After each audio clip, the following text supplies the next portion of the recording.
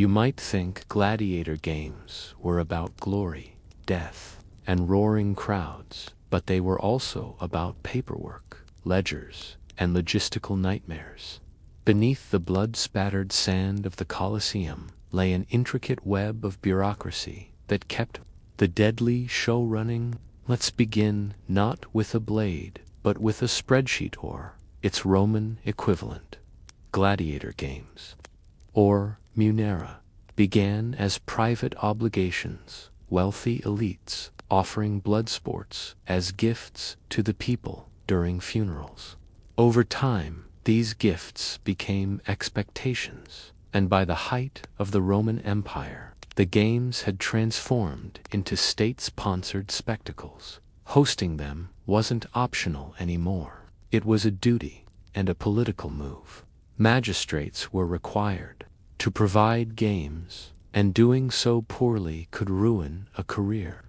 Organizing a successful ludus wasn't about guts. It was about efficient supply chains and reliable accounting.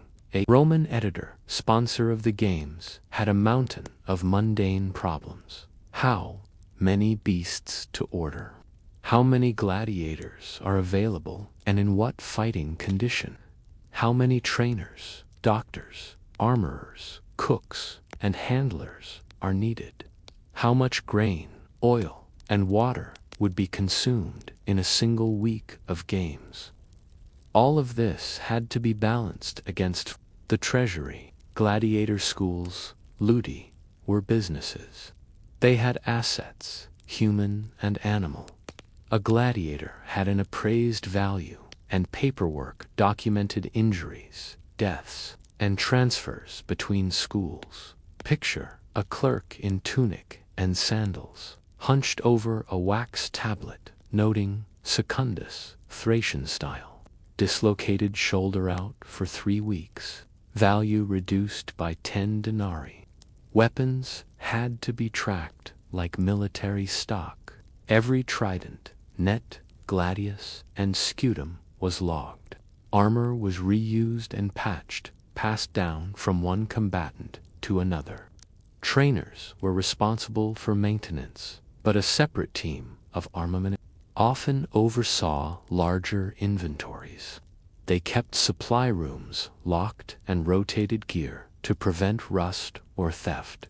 Lost equipment meant penalties, or worse, especially if a poorly armed gladiator died due to a faulty helmet. The Colosseum wasn't just a stage, it was a government-funded machine where failure in one cog could bring chaos. The detailed records that survived in fragments tell us of weapon requisitions, food orders, logistics for crowd control, and even urine purchases used in cleaning gladiator uniforms. Gladiators weren't all slaves. Many were octorati, free men who signed contracts to fight for money, fame, or debt relief. Their contracts resembled modern sports agreements, except they could die in the ring. The contract detailed number of years, or fights payout bonuses for survival medical coverage. Yes, there was a form of this food and housing provisions penalties. For desertion, usually fatal slaves, of course, didn't sign anything. They were property. But even slaves were insured. Owners who lent their gladiators to the games were compensated if the fighter died, at a value determined by official assessors. Human resources was a bloody business. Training schools, like the Ludus Magnus, were part military barracks, part prison, and part training facility. Gladiators trained daily, often on wooden weapons. Meals were high-curd, mostly barley porridge to bulk up the body and form a protective layer of fat. This fat could slow bleeding from shallow wounds, making fighters more durable and more entertaining. Schedules were recorded. Morning drills, noon sparring, matches, evening conditioning, physician checkups, and yes, Even Roman doctors kept medical logs. Trainers, doctors reported daily performance. Injuries were tracked. A gladiator who underperformed might face extra punishment or reduced rations. Some schools even used performance-based incentives. Gladiator training wasn't a chaotic, wild preparation for death. It was an administrative marathon. Paperwork dictated everything from food portions to wound salves. Cleanliness mattered. Dirty arenas led to infections, and a foul-smelling venue upset the crowd. Oil was used for skin conditioning and then scraped off with the collected sweat and oil mix called gladiator oil was sold as an aphrodisiac or health tonic. Who managed this process? Slaves and attendants specialized in grooming, cleaning, and even corpse disposal. Dead fighters were dragged away by masked Karen impersonators and carted off to designated burial areas. But before burial, someone had to file the death, update the inventory, and alert the sponsor for compensation. Imagine dying in glorious Battleland, becoming a line item on a ledger. As games became more grandiose, emperors like Commodus and Trajan turned them into political weapons. Commodus personally fought in the arena, but his participation was staged and heavily guarded. His appearances required extensive planning, stage management, and script writing.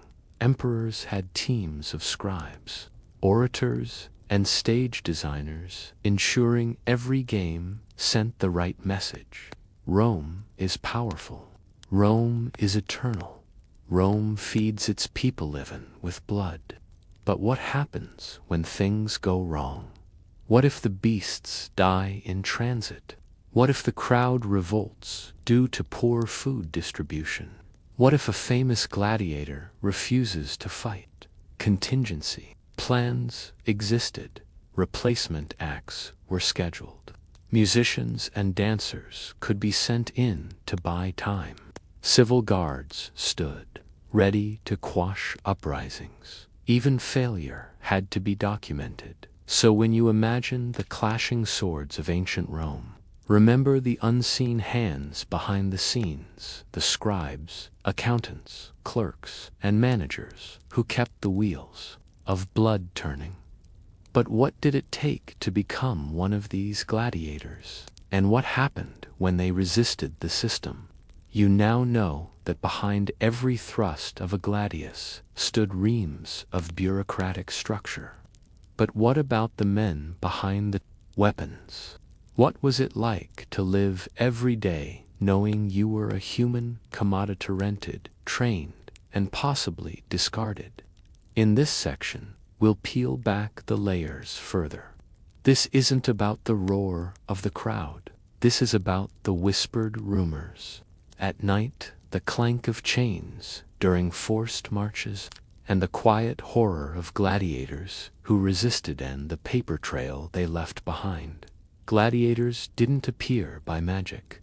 They were sourced.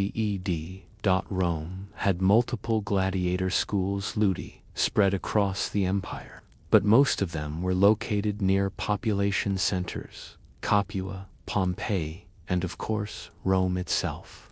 These schools needed a continuous influx of men to replace the dead, the wounded, and the retired.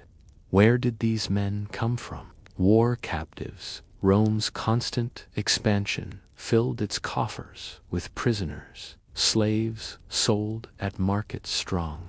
Youthful bodies fetched a higher price. Criminals, noxi, condemned to fight as a form of execution. Volunteers, octorati, desperate, free citizens, often debt-ridden.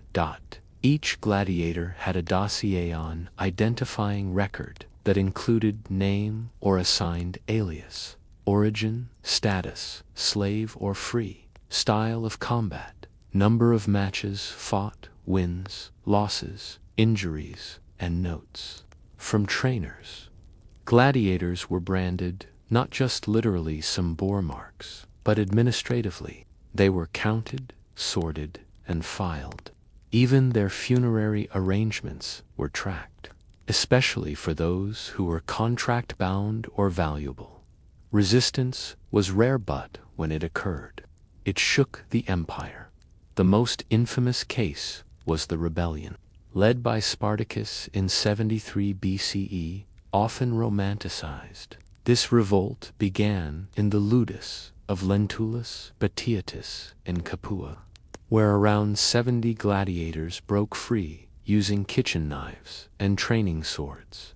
Their escape wasn't chaotic, it was calculated. They stormed a cart carrying real weapons, and then they fled not into hiding, but into open revolt. By the time the Senate realized the seriousness, Spartacus commanded tens of thousands, including escaped slaves and shepherds. But what about the paperwork? The moment the revolt began, records had to be updated. To the property request for military assistance, local officials filed urgent petitions to Rome. Regional governors drafted reports. And after the rebellion was eventually crushed in 71 BCE by Marcus Licinius Crassus, thousands of gladiators were crucified along the Appian Way, a calculated act of state terror.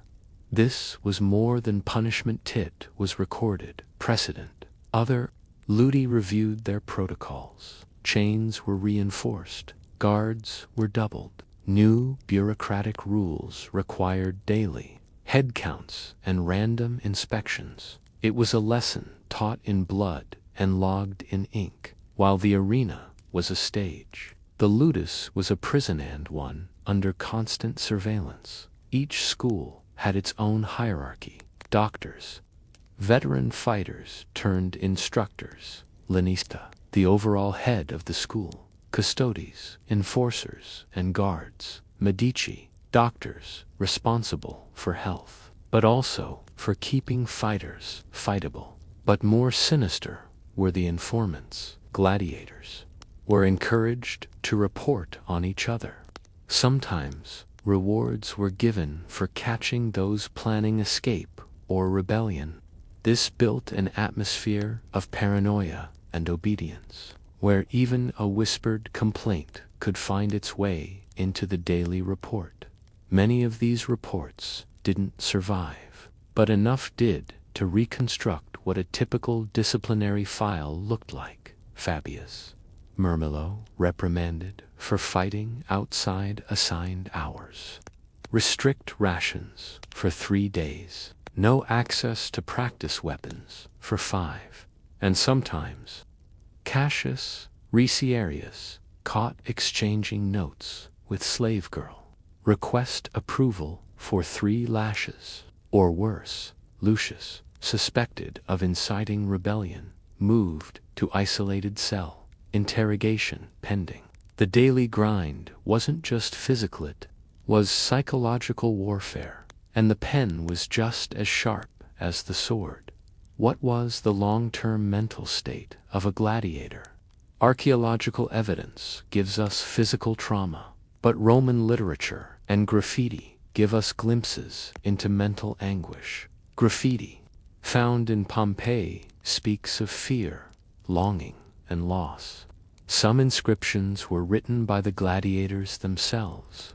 The ever-present threat of death created high levels of stress and psychological collapse. The Roman approach to mental illness was primitive. Many cases were dismissed as cowardice or punished outright. Some gladiators were known to have taken their own lives in creative ways to escape the arena. One particularly famous case involved a fighter who reportedly choked himself to death using a sponge on a sticka. Would mark the man as dishonored.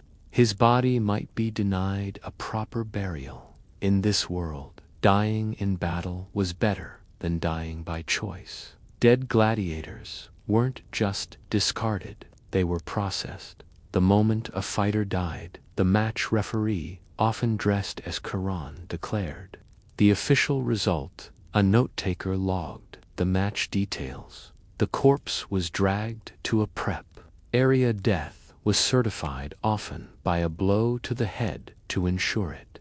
The body was either sold to the family, if free, buried in a gladiator cemetery, or disposed of in mass pits. But even here, he fought with honor. May the gods feast with him. Funerary clubs existed, groups of gladiators who pooled resources to ensure proper burial. These clubs were legal entities with bylaws and treasuries. Monthly dues were collected and detailed. Rosters kept. Successful ones had fans, lovers, and nicknames. Their faces appeared on oil lamps, vases, and graffiti walls. Some even endorsed products, but with popularity came tracking.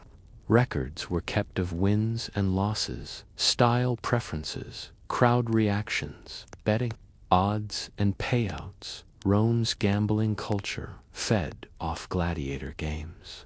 Bookmakers operated in the stands, and results were posted on boards. The administrative apparatus of betting was immense, and gladiator records became commodities used for strategy, speculation, and bribery. Lannistas had to ensure their fighters were not throwing matches. Match fixing existed, and so did punishment for it.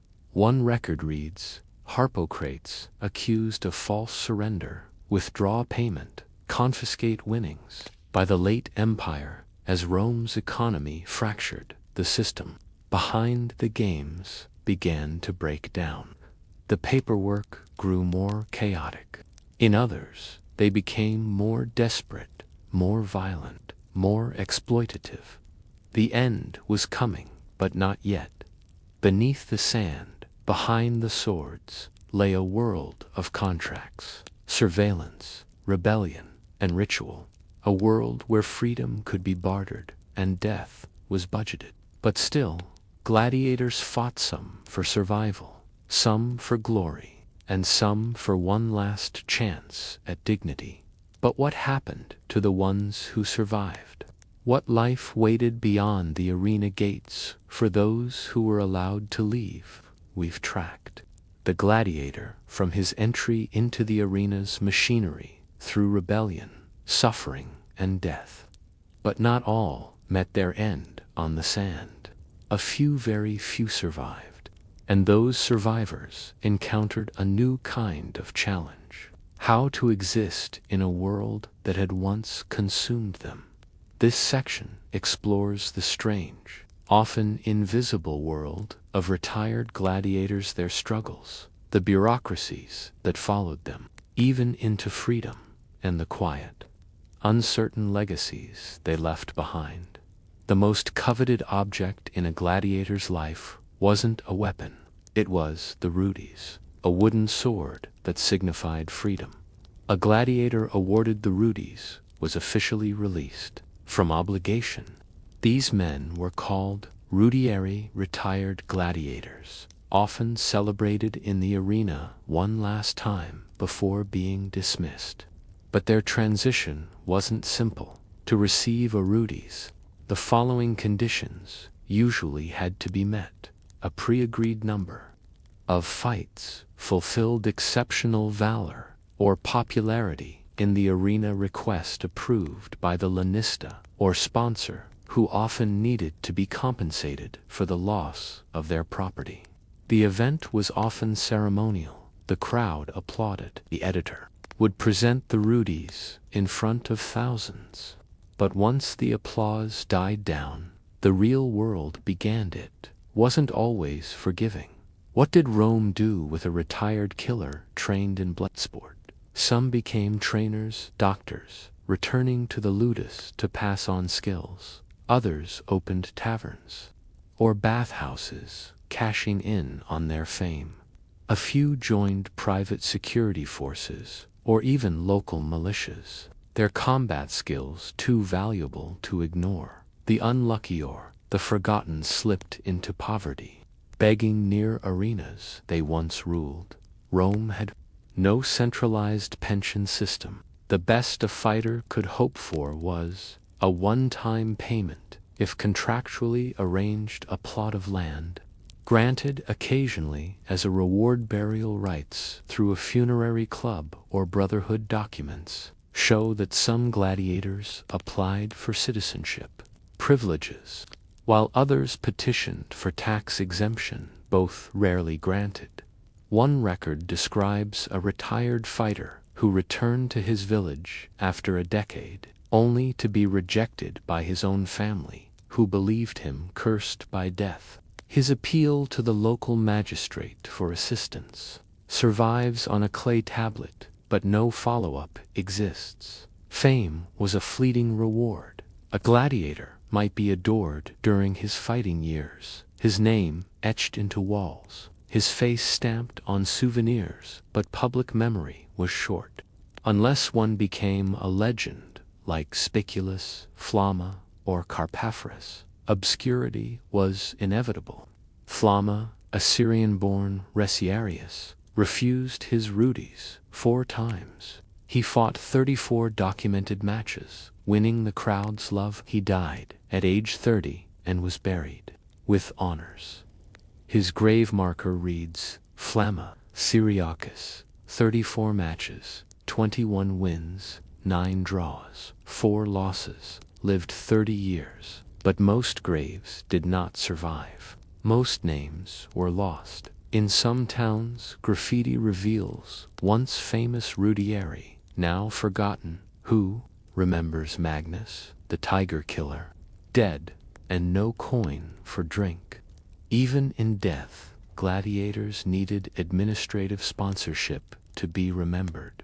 Gravestones, while rare, provide vital glimpses into the gladiator's afterlife. Common elements on epitaphs include name and origin type of fighter, murmillo, secutor, etc. Fight statistics, wins, losses, draws, age at death, short verse or message. 1 stone from Capua reads, Here lies Hermes, who fought 16 times. He died not in the arena but in his sleep, a free man. The gods were merciful. Sometimes fellow fighters paid for these memorials, a tradition among funerary brotherhoods. A few even included images, armor carved in relief, or a figure mid-strike. These graves served as warnings and propaganda reminders of Roman power and the price of disobedience. But many who survived long enough to bury others never received a stone of their own. For those who tried to return to civil life, reintegration was difficult. Physical injuries often left fighters unable to work. Social stigma followed them. Romans admired gladiators from afar, but considered them tainted by violence. Mental scars lingered, as we see in records of erratic behavior, bar fights, and even suicides among former fighters. Some former gladiators became civic spectacles, themselves hired for private duels at elite banquets or used as guards at brothels. The Rudiarius was both revered and reviled, too famous to be ignored, too dangerous to be accepted.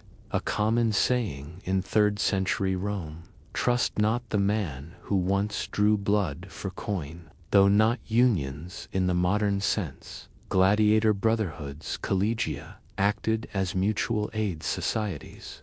These groups maintained registers of doucensured burial rites, negotiated with owners and city officials, provided legal advocates. In some cases, one document from Ostia lists monthly expenses of a gladiator collegium, purchase of incense for funerals, maintenance of shared tombs, food offerings during festivals, wages.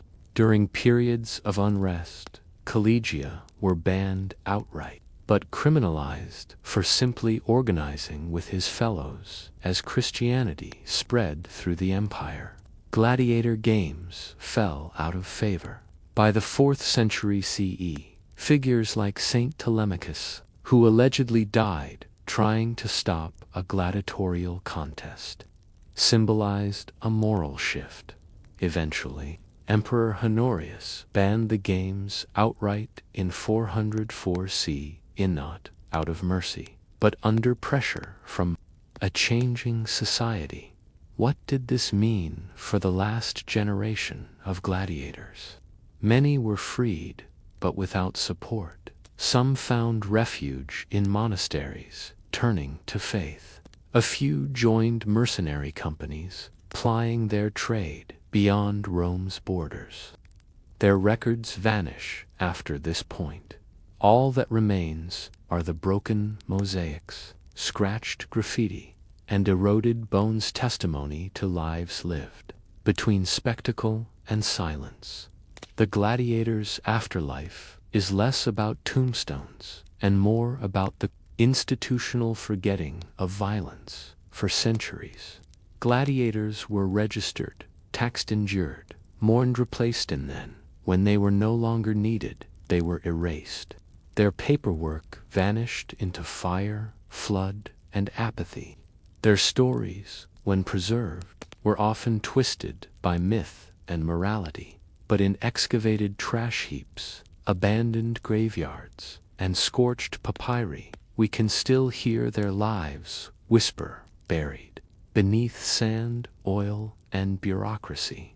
In the end, the Roman gladiator was not just a fighter, but a living file in the empire's brutal accounting system, born to bleed, trained to obey, and, if lucky, permitted to live long enough to fade. And yet, even in their silence, they changed the world. Their bones tell stories, their contracts reveal systems, their forgotten names still echo beneath the Colosseum's ruins. You've likely heard about Roman aqueducts, those grand arches silhouetted against the Mediterranean sky. But have you ever wondered where all that water went?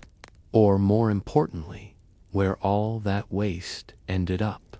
Rome may have been the jewel of the ancient world, but beneath its marble grandeur was a world choked by filth, stench, and disease. And at the heart of it all stood one of the greatest, yet least glamorous engineering feats in human history, the Cloaca Maxima, Rome's great sewer.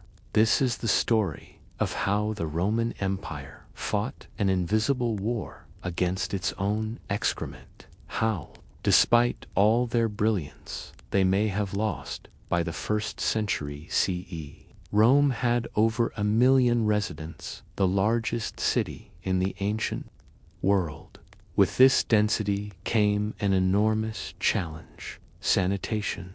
Over 11 aqueducts supplied nearly 300 million gallons of water per day. Fountains, public baths, latrines, laundries, and private homes all depended on this flow. But the more water Rome received, the more waste it produced. Ancient engineers had to solve a deeply modern problem: how to get rid of it. Built in the 6th century BCE under the Etruscan kings, likely during the reign of Lucius Tarquinius, Prisca Cloaca Maxima began as an open canal. Over centuries, it was roofed over with stone and integrated into the city's expanding layout. But calling it a sewer is misleading. It was massive. Some parts were tall enough for an adult man to walk upright. It drained not just human waste, but rainwater, street runoff, and industrial discharge. It fed into the Tiber River, often untreated. The cloaca wasn't just a marvel, it was a necessity. Without it, Rome would have drowned in its own detritus. But there was a catch. Rome didn't have what we'd call a modern sewage system. Instead, it had a strange hybrid of public drains private cesspits, and flow-based disposal that often led to disaster. Step into a Roman public latrine and you'd see stone benches with cut-out holes lined up in rows, a channel of running water in front for cleaning sponges. More on that later. Another water channel underneath, leading to the cloaca. There were no partitions, no privacy, just you and a dozen other citizens, talking politics while relieving yourselves. But more interesting was the sponge on a stick, or tersorium. After use, it was rinsed in the front channel and passed on.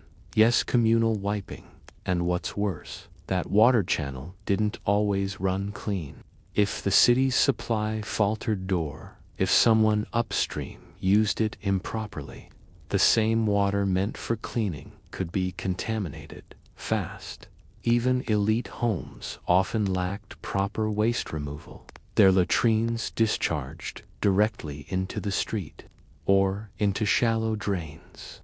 Others had cesspits, emptied manually by slaves or by Fallone's laundry workers, who also handled waste for money. In this world, human waste wasn't just refuse, it was a commodity. Rome had a thriving urine economy. Urine contains ammonia, a powerful cleaning agent. Laundry shops collected it in urinals set up in public areas, known as piss pots, phalonicae. People were even paid to donate. It was used for whitening togas, cleaning grease, and stain-standing leather. At one point, Emperor Vespasian even taxed urine collection. When criticized, he supposedly held a coin to his nose and said, "Pecunia nan," let money doesn't stink. But as these industries thrived, sanitation worsened. Laundries often dumped their waste urine, dirt, dyes, chemicals back into the streets or drains. You didn't just smell Rome, you waded through it. The Romans understood that filth led to sickness, even if they didn't know about germs. Medical texts mention diseases caused by bad air or unclean vapors. Still, most health efforts were focused on removing waste from public spaces, promoting bathing, not necessarily with soap, burning incense or herbs to purify air. But there were recurring outbreaks, gastrointestinal diseases from dirty water, skin infections from communal baths, rodent infestations from garbage piles. Say, clogged cloaca could flood entire neighborhoods with sewage-laced water. Poor maintenance meant backups were frequent, especially during heavy rains. Flooded latrines, sewage-choked alleys, and flies were part of daily life. In a strange irony, Rome's abundance of water made it harder to manage waste. The more the city bathed, drank, and laundered, the more the cloaca had to process. And it was never quite enough. In Rome's sprawling, insulae, multi-story apartment blocks, the lower floors might have basic latrines, but upper floors did not. Residents would use chamber pots, empty them out windows, or simply relieve themselves in stairwells. So imagine walking through a narrow Roman street in summer, dodging human waste, dead animals, rotting vegetables, urine, streams, dust, flight laws forbidding throwing waste from windows. Enforcement was spotty. Complaints piled up in municipal archives. But the city's bureaucracy was overburdened. Occasionally, the emperor would fund public cleanup campaigns, but these were reactive, not systemic. Rome employed public slaves and municipal laborers, known as clocinae, to maintain the system. Their duties: entering clogged tunnels, removing sediment and trash, repairing structural damage, risking gas poisoning, collapse, or disease. These men were often unnamed and unpaid, or compensated through housing and food allowances. Their existence is largely reconstructed through scattered mentions in administrative records. One 2nd century plaque near the Forum Boarium simply reads, "To Marcus, son of Gaius, who kept the cloaca clear during the rains, a faithful servant, a quiet life, a dangerous job, and no glory." Before soap, Romans relied on ash and water to scour surfaces, salt as an abrasive oil to clean skin, scraped off with Strigel's perfumes to mask stench-elite homes, might afford fresh lavender, cypress, or cedarwood to scent rooms.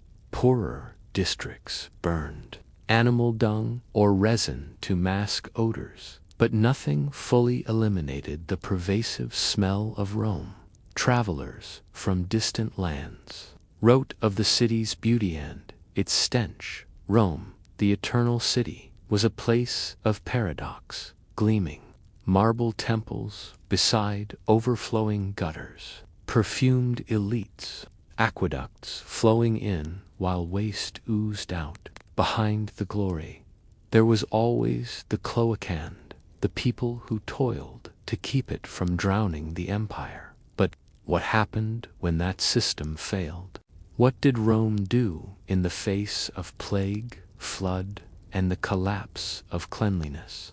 In Section 1, we uncovered the engineering marvel and grotesque realities of Roman sanitation, the Cloaca Maxima, public latrines, and the invisible laborers who tried to hold back the tide of filth. But systems, no matter how advanced, have limits. What happens when that system breaks? What happens when an empire's waste overwhelms its infrastructure? This section reveals the hidden fragility of Rome's sanitation system, the public health disasters it enabled, and the moments when sewage became an enemy of the state. Rome's ancient enemy wasn't always barbarian invaders, it was the Tiber River. While the Cloaca Maxima was built to drain waste into the river, it had a design flaw: no fail-safes for battle. In times of heavy rain, the Tiber would flood, causing water to surge backward into the city's drainage network. The result? Latrines reversed, spewing waste into streets and homes.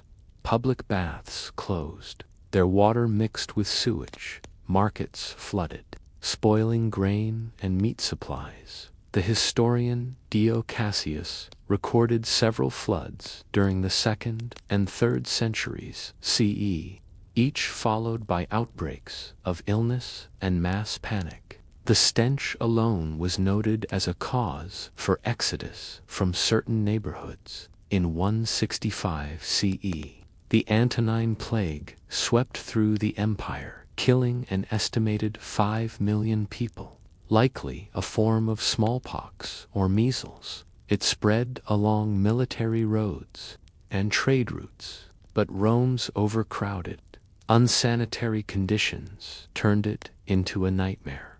Symptoms included fever, diarrhea, sores, and pustules. Internal bleeding. People avoided public latrines, fearful of contaminated surfaces. Corpses piled in homes. Burial pits overflowed, and the cloaca itself carried runoff from cremation, fires, and decay. The city's elite fled to country villas. The poor had no such luxury, with sewer workers either sick, dead, or unwilling to enter the cloaca. The entire system slowed to a crawl. The Emperor Marcus Aurelius, Stoic philosopher, continued his duties amid the smell of burning flesh and human waste. By the 3rd century, Rome's infrastructure was showing its age. Aqueducts cracked, latrines crumbled. The cloaca was clogged with debris, silt, and corpses dumped in secret. The government responded with edicts ordering neighborhood leaders to organize cleaning crews, increased punishment for illegal dumping, temporary sewer tolls to fund maintenance, But it wasn't enough. Records show a surge in urban complaints, especially from lower-income districts. One surviving document addressed to a city edile reads, "We have no clear water. The fountain is dry. The air is foul. The children cough and die." The collapse of sanitation became symbolic of the empire's deeper rot. When emperors walked in triumph, some citizens held their noses. With no consistent garbage removal, Romans turned to fire. Neighborhoods organized burn nights, informal events, where rubbish was gathered and incinerated in open pits. These fires released toxic fumes from leather, dung, and hair soot, which darkened buildings and irritated lungs. Ash clouds carried by wind into homes and temples. In some years, the air over Rome was described as a black fog of filth. Priests interpreted it as a sign of divine anger. Animals fled urban centers. Visitors from distant provinces returned home with tales of a city crumbling under its own refuse.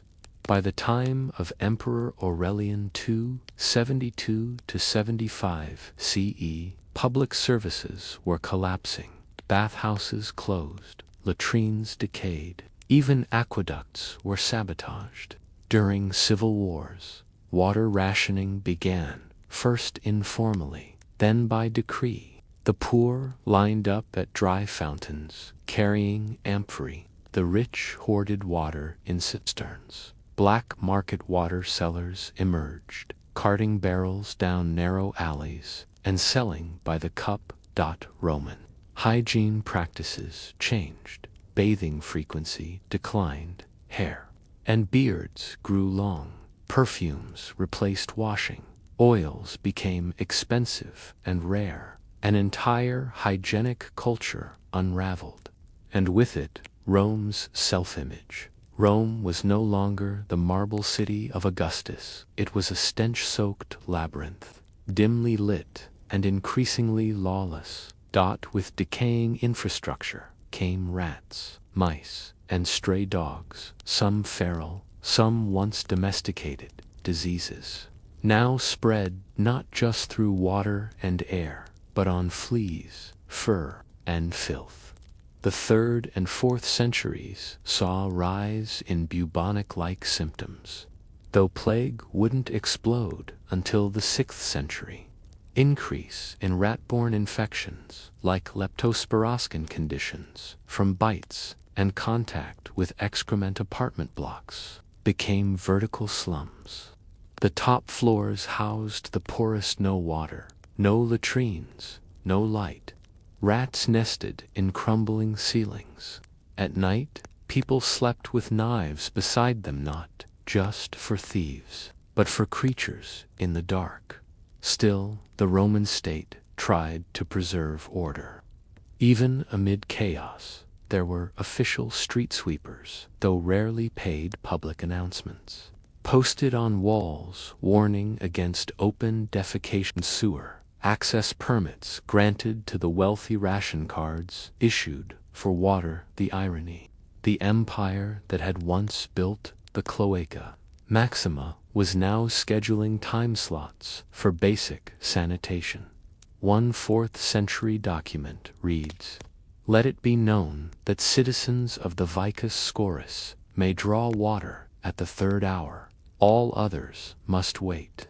People obeyed till they did. Riots broke out over water disputes, latrine access, and even bathhouse reopening rumors. Sanitation had become a political weapon, a tool of suppression and unrest. As Rome's secular systems collapsed, Christianity began to rise, and with it, new ideas about cleanliness. Early Christians emphasized spiritual purity over bodily purity, charity over civic maintenance, ritual washing rather than public bathing. This shift, while helpful in some ways, also undermined Roman public hygiene norms. The great bathhouses were abandoned. Public works funding was redirected to churches. Pagan engineers, once employed by the state, found themselves irrelevant or persecuted. Cleanliness moved from the public sphere to the private soul. Rome's sanitation crisis wasn't a single disaster, it was a slow decay, a rot beneath the stones, hidden by incense and fading frescoes. The Cloaca Maxima still flowed, but its builders were long gone. Its caretakers were sick or afraid, and the city it had once purified now choked on its own ambition. What, then, remains of this mighty sewer? And how did its story end as legend, ruin, or foundation for what came after? By now, you've walked the reeking streets of ancient Rome, followed the failures of its sanitation system, and seen how flood, plague, and politics turned one of the greatest urban triumphs into a quiet catastrophe. But the story doesn't end there. Rome's sewers, especially the Cloaca Maxima, didn't vanish with the fall of the empire.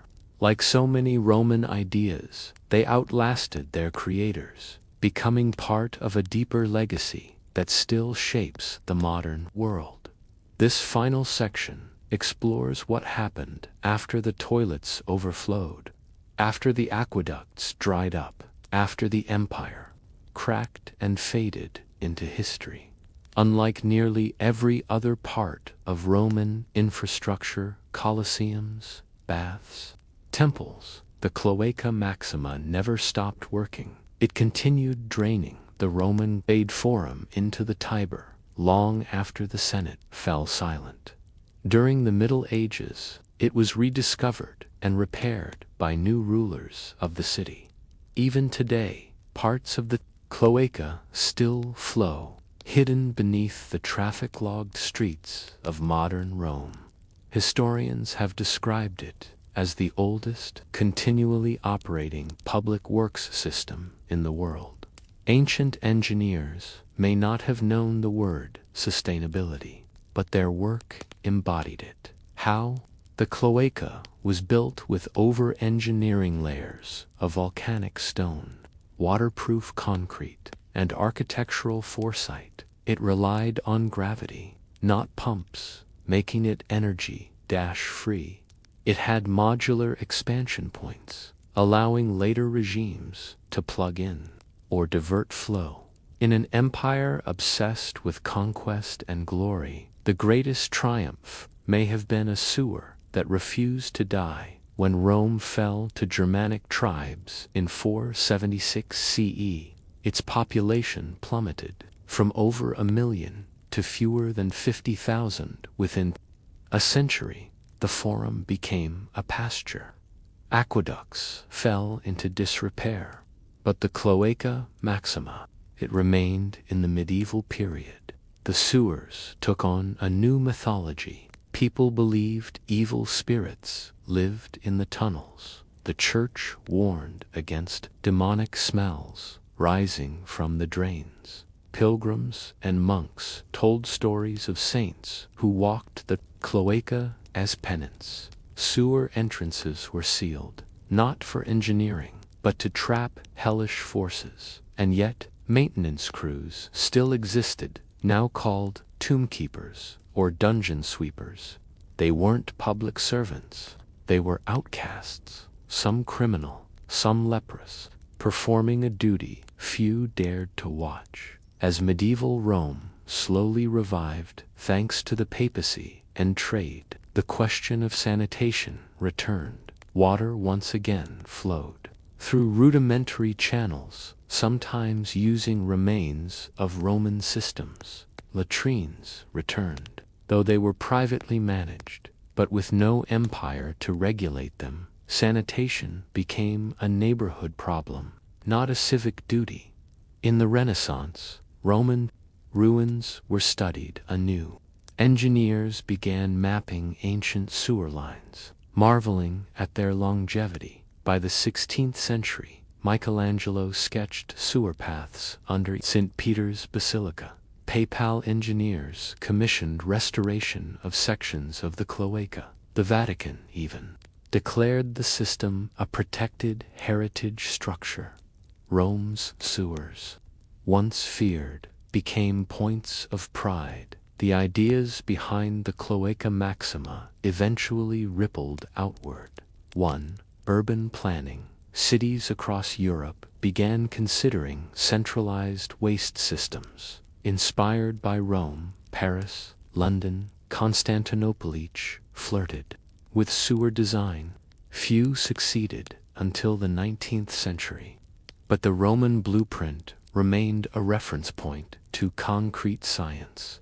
Roman pozzolanic concrete, used in sewer linings, fascinated modern engineers. It was resilient underwater.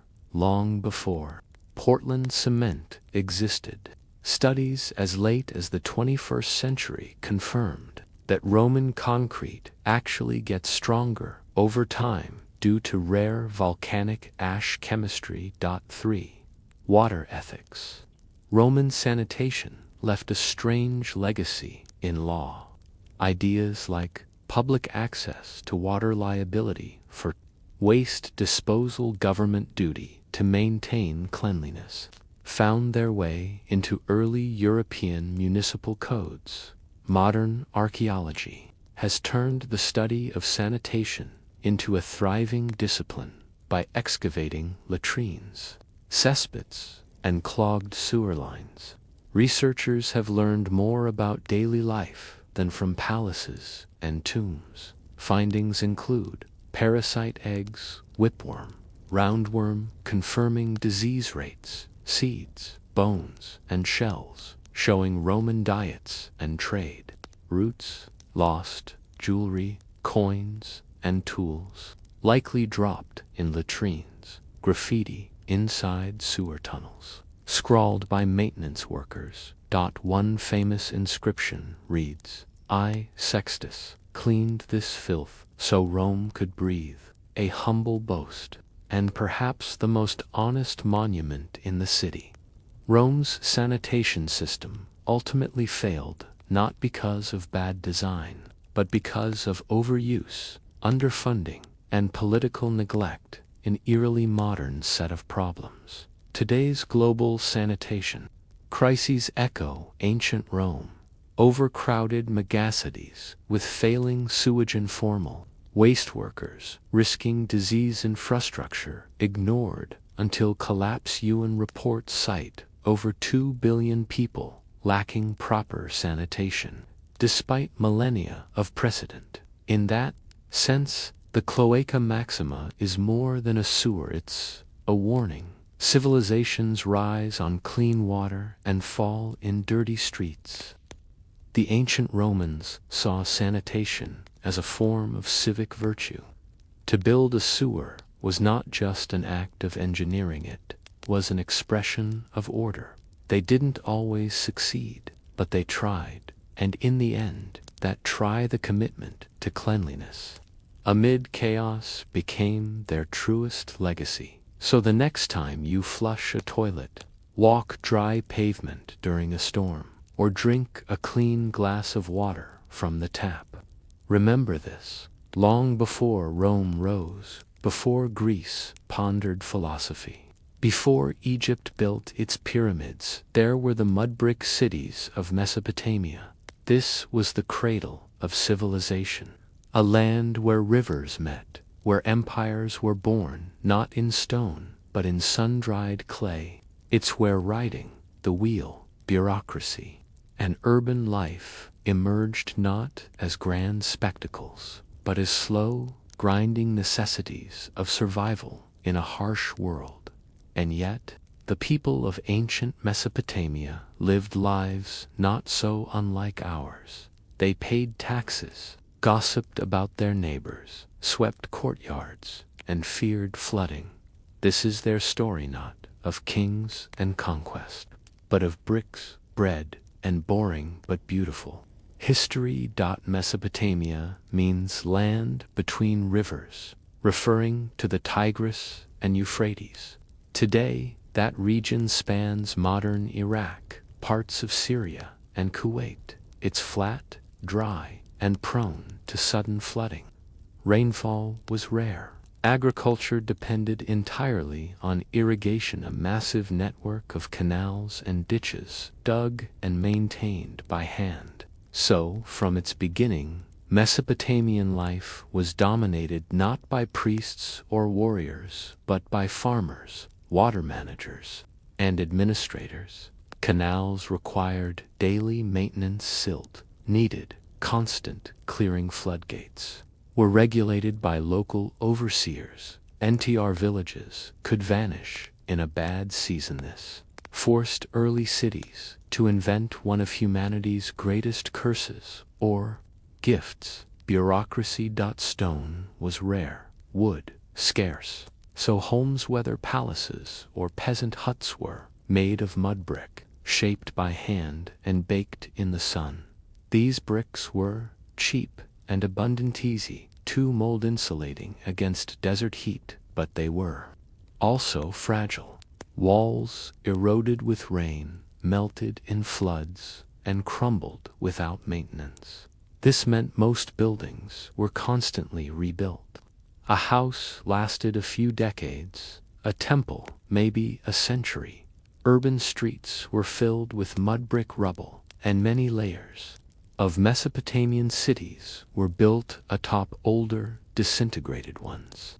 Archaeologists call this tell stratigraphy, each layer representing generations of rebuilding, sweeping, and starting again.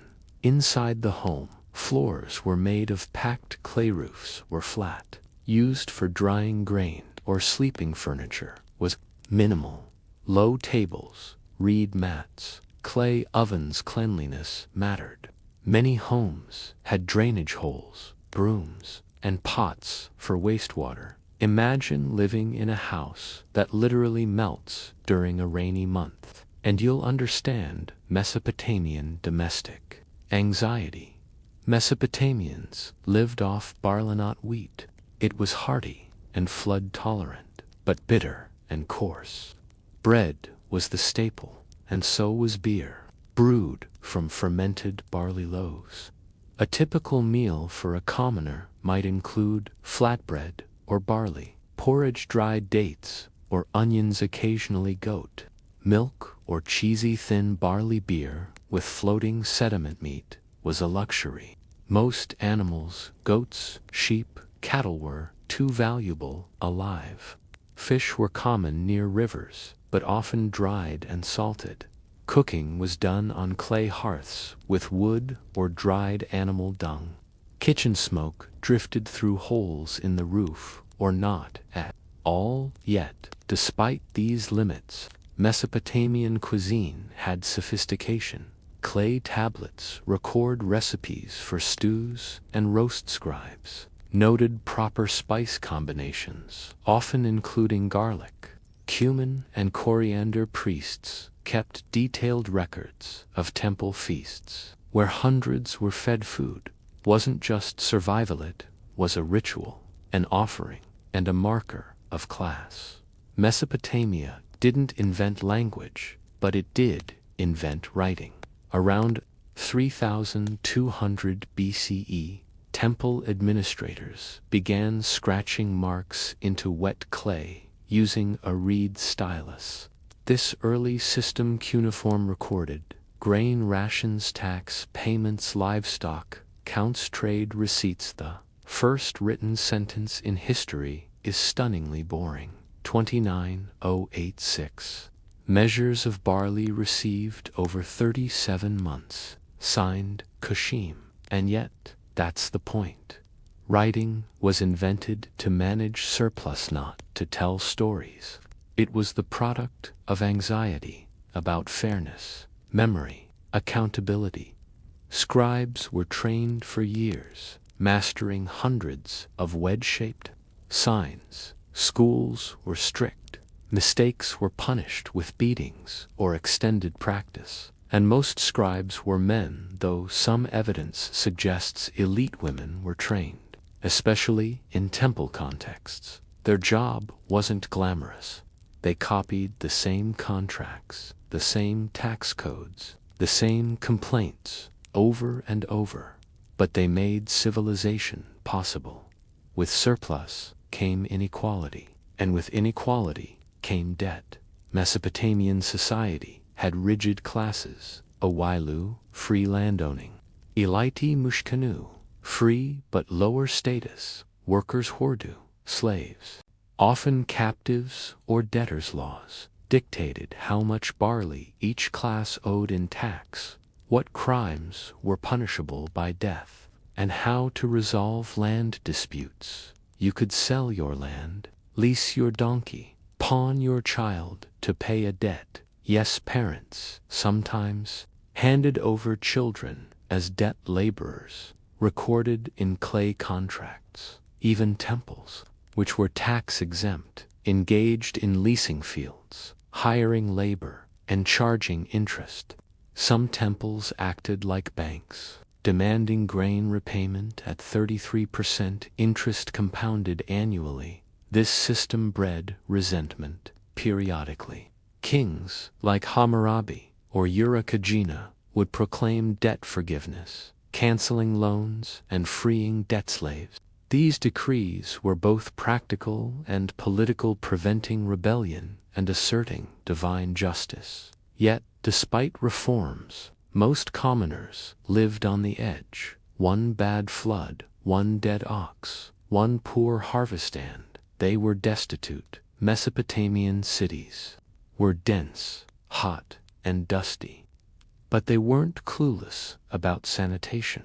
Many homes had drains to channel water.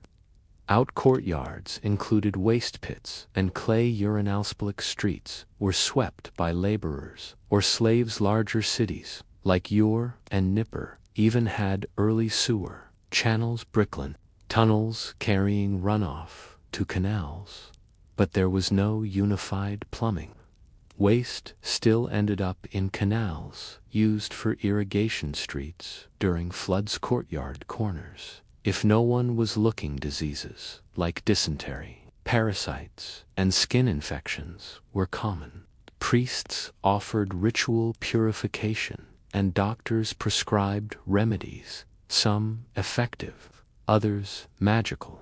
A common practice was to wear amulets or sleep with sacred texts under your pillow to ward off illness in this world. Cleanliness was spiritual, physical, and social all at once. Despite the heat, the debt, the collapsing mud briquette was life, and it was lived richly. Families gathered in courtyards. Children chased goats and practiced cuneiform on soft clay. Neighbors gossiped over low walls. Letters on clay show wives scolding absent husbands, sisters arranging weddings, parents complaining about lazy sons, tenants arguing about rent. In one tablet, a woman writes, "Send more beer. Your last batch was weak. I will not serve it at the festival." Another reads, "Your donkey ate my onions. You owe me 1 shekel. It's all so ordinary, and that's what makes it beautiful. You may never have heard of Kushum Sholgi or Lugalbanda. You may never visit a museum to marvel at a mud brick, but their world of balancing ledgers, baking bread, and patching up crumbling walls was the foundation of yours. They weren't gods or heroes. They were administrators, builders, parents, and scribes, the architects of normality. But how did these fragile cities survive for centuries? And what happened when droughts, war, or floods pushed them too far? In Section 1, we explored the humble rhythms of life in ancient Mesopotamia, built on mud brick, barley, scribes, and the rituals of survival. But no civilization exists in stasis. Mesopotamia was not immune to crisis. Its cities, so carefully carved out of clay and irrigation, were perpetually vulnerable to natural disaster, economic turmoil, and most of all, human ambition.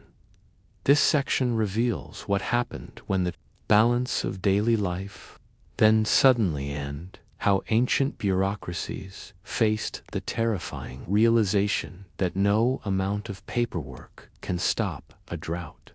Mesopotamian agriculture depended on precise irrigation timed with seasonal floods. But beginning around 2200 BCE, the climate began to shift. The Akkadian Empire, at its height under Sargon and Naram-Sin, faced a disaster that even their conquests couldn't conquer. A century-long drought, the 4.2 kiloyear event. Evidence from sediment cores and pollen samples shows a sharp drop in rainfall dust storms that blanketed cities, a collapse of cereal grain pollen, indicating crop failure. Irrigation canals dried up. Villages were abandoned. The great cities of the North Akadmari, Tel Leland shrunk or vanished. Clay tablets tell of famine grain prices multiplying tenfold, temple storage pits, empty peasants migrating south, overwhelming other cities. The administrators responded the only way they knew how. They wrote more. They recounted lost harvests, cataloged refugee movements, sized new labor quotas, but bureaucracy cannot irrigate empty canals without regular maintenance. Mud brick buildings decay rapidly as labor was diverted to survival. Even temples and palaces fell into neglect. Walls slumped, roofs sagged, streets flooded from blocked drains. Pestilence followed. In one tablet from the city of Lagash, a scribe writes, "The roof has fallen again. We patch it, but it sinks. There is no more bitumen. The rains come too late." Mud brick, so easy to build, was just as easy to lose. Cities that had stood for centuries withered in the sun, swallowed by wind and time, as central governments weakened under the weight of environmental collapse. Foreign raiders appeared. In the north, the most feared were the Gutians, mountain tribes from the Zagros range. Akkadian texts portray them as savage, dirty, illiterate, uncontrollable. This was racism, fear, or both. We know that Gushan incursions disrupted trade routes, raided farmland, overran, weakened cities for decades. Mesopotamia descended into what later texts called the Dark Time, a period with fewer records, fewer kings, and no empire. A lament from a Sumerian tablet mourns, "No one treads the road. The fields are silent. The oxen cry out, but no plow follows." It wasn't an apocalypse, it was a slow deurbanization. People abandoned cities, returning to villages or nomadic herding. The clay tablets stopped coming, and silence grew. Even as cities collapsed, scribes kept writing. Some of the last documents from Ur and Lagash are remarkable for their quiet despair. One tax list includes farmers who no longer lived, fields overtaken by dustwater quotas, left unfulfilled, notes like missing with the Guthians, or fled south. Another document is a ration list for temple workers, half the amount from just a decade earlier. But nowhere do we see official acknowledgement of collapse. No king proclaims failure. No priest admits the gods have turned away. Instead, we see denial by documentationists. If keeping the ink flowing could stop the walls from crumbling. Around 2100 BCE, a powerful figure rose in the southern city of Ur-Nammu. He launched the Ur III dynasty, one of the most detailed bureaucracies in ancient history. Ur-Nammu's response to crisis was order. Order and more order. He and his son Shalgi standardized measurements of grain, silver, and land, enforced labor. Conscription to rebuild canals compiled law codes, including penalties for overcharging or tax evasion, built massive ziggurats. Signaling divine restoration, the Ur III period saw population regrowth, resettlement of villages, renewed temple activity, rebuilding of scribal schools, but it came at a cost. Ur III was hyper-administrative. Some towns recorded daily grain rations for every worker, tracked by name. Failure to meet quotas led to punishment. The state grew invasive, controlling movement, marriage, and labor. One surviving text lists 3,400 workers assigned to a canal project, each name, each day worked, each payment in barley. It was control as salvation, a massive, coordinated effort to hold civilization together with styluses and clay. In Ur III, bureaucracy became a tool of both resilience and repression. Temples didn't just worship, they governed. Priests collected taxes, distributed food, and administered justice. Scribes were now powerful intermediaries, able to rewrite land claims, interpret labor contracts, confirm or deny inheritances. One scandalous case shows a scribe altering the clay tablet of a dying landowner, erasing the daughter's name in favor of a cousin. The courts reversed it, but not before violence broke out. Writing wasn't just administrative, it was political. Ur III didn't last. By 2004 BCE, the city of Ur was sacked by the Elamites, eastern rivals who tore through the weakened state. Temples were looted, archives burned, ziggurats defaced. A lament from the time reads, "The walls fall, the scribes weep, the goddess Inanna turns her face." But even here we find resilience. The people didn't vanish, they rebuilt again. Cities like Babylon rose, new kings, new gods, but the same bricks, the same reeds, the same barley fields. Mesopotamia wasn't a single empire, it was a cycle of cities. Civilization isn't a miracle. It's not a golden age frozen in marble. It's daily maintenance, held together by mud, math, and memory. When Mesopotamia collapsed, it did so slowly through failing canals, forgotten rations, and drying fields. But every time it fell, it also rose again, not with trumpets, but with clay tablets. But who were the people left to pick up the pieces? And how did the everyday scribes, merchants, and farmers shape the legacy that followed? Civilizations are rarely defined by their rulers. The great kings of Mesopotamia, Sargon, Hammurabi, Shulgime, have ruled by divine favor, but their empires were built and rebuilt by anonymous hands. This final section tells the story of those hands, the scribes, laborers, traders, and children who carried the mud-brick cities on their backs. It also explores what was left behind, not in golden tombs or royal decrees, but in the quiet records of ordinary life. When the walls fell, these were the people who remained.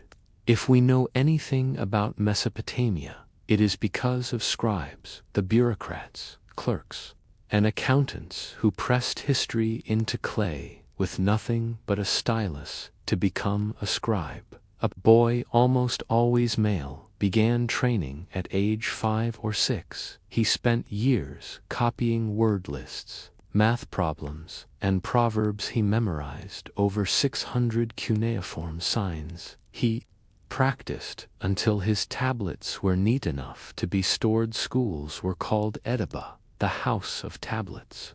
They were not pleasant places. Tablets from pupils survive with scratched lines, like, "I did not copy my tablet, I was beaten. The teacher is angry. I forgot the measurement signs again." But once trained, scribes were indispensable. They kept temple accounts, oversaw construction projects, scored marriages, deaths, debts, and lawsuits, wrote letters across kingdoms. Often informal Akkadian scribes were the internet of their time, but slower, dustier, and more durable.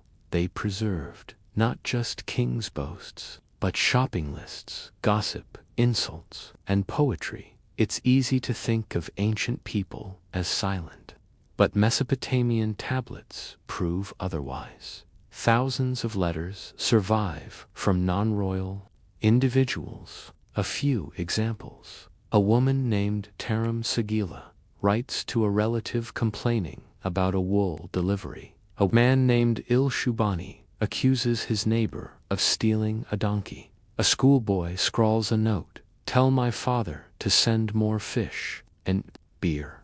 Even servants and slaves left their mark.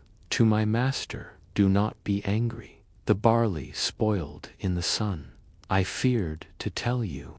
These voices remind us that beneath the towering ziggurats and royal epics were people trying to survive, make a living, and write home. Mesopotamia was deeply urban, but also connected. Trade was essential. From as early as 3000 BC, cities like your Uruk and Nippur imported cedar wood from Lebanon, tin and copper from Anatolia, and Iran, lapis lazuli from Afghanistan, gold and spices from the Indus. Valley merchants left records on small clay tokens sealed in envelopes. Yes, Mesopotamians used clay envelopes, which had to be broken to read the tablet inside in city markets. People bartered. Grain pottery, tools, cloth, beads, and cent standard prices were recorded in law codes, but haggling was common. One letter complains, "Your last shipment was short. You said 12 minas, but gave 9. I counted it myself." Merchants were also risk takers. A trade journey to Dilmun, modern Bahrain, could take months by boat, and risks included piracy, storms, disease, famine. At Portsmouth, trade kept the cities alive, linking even isolated villages to the flow of goods, ideas, and gossip.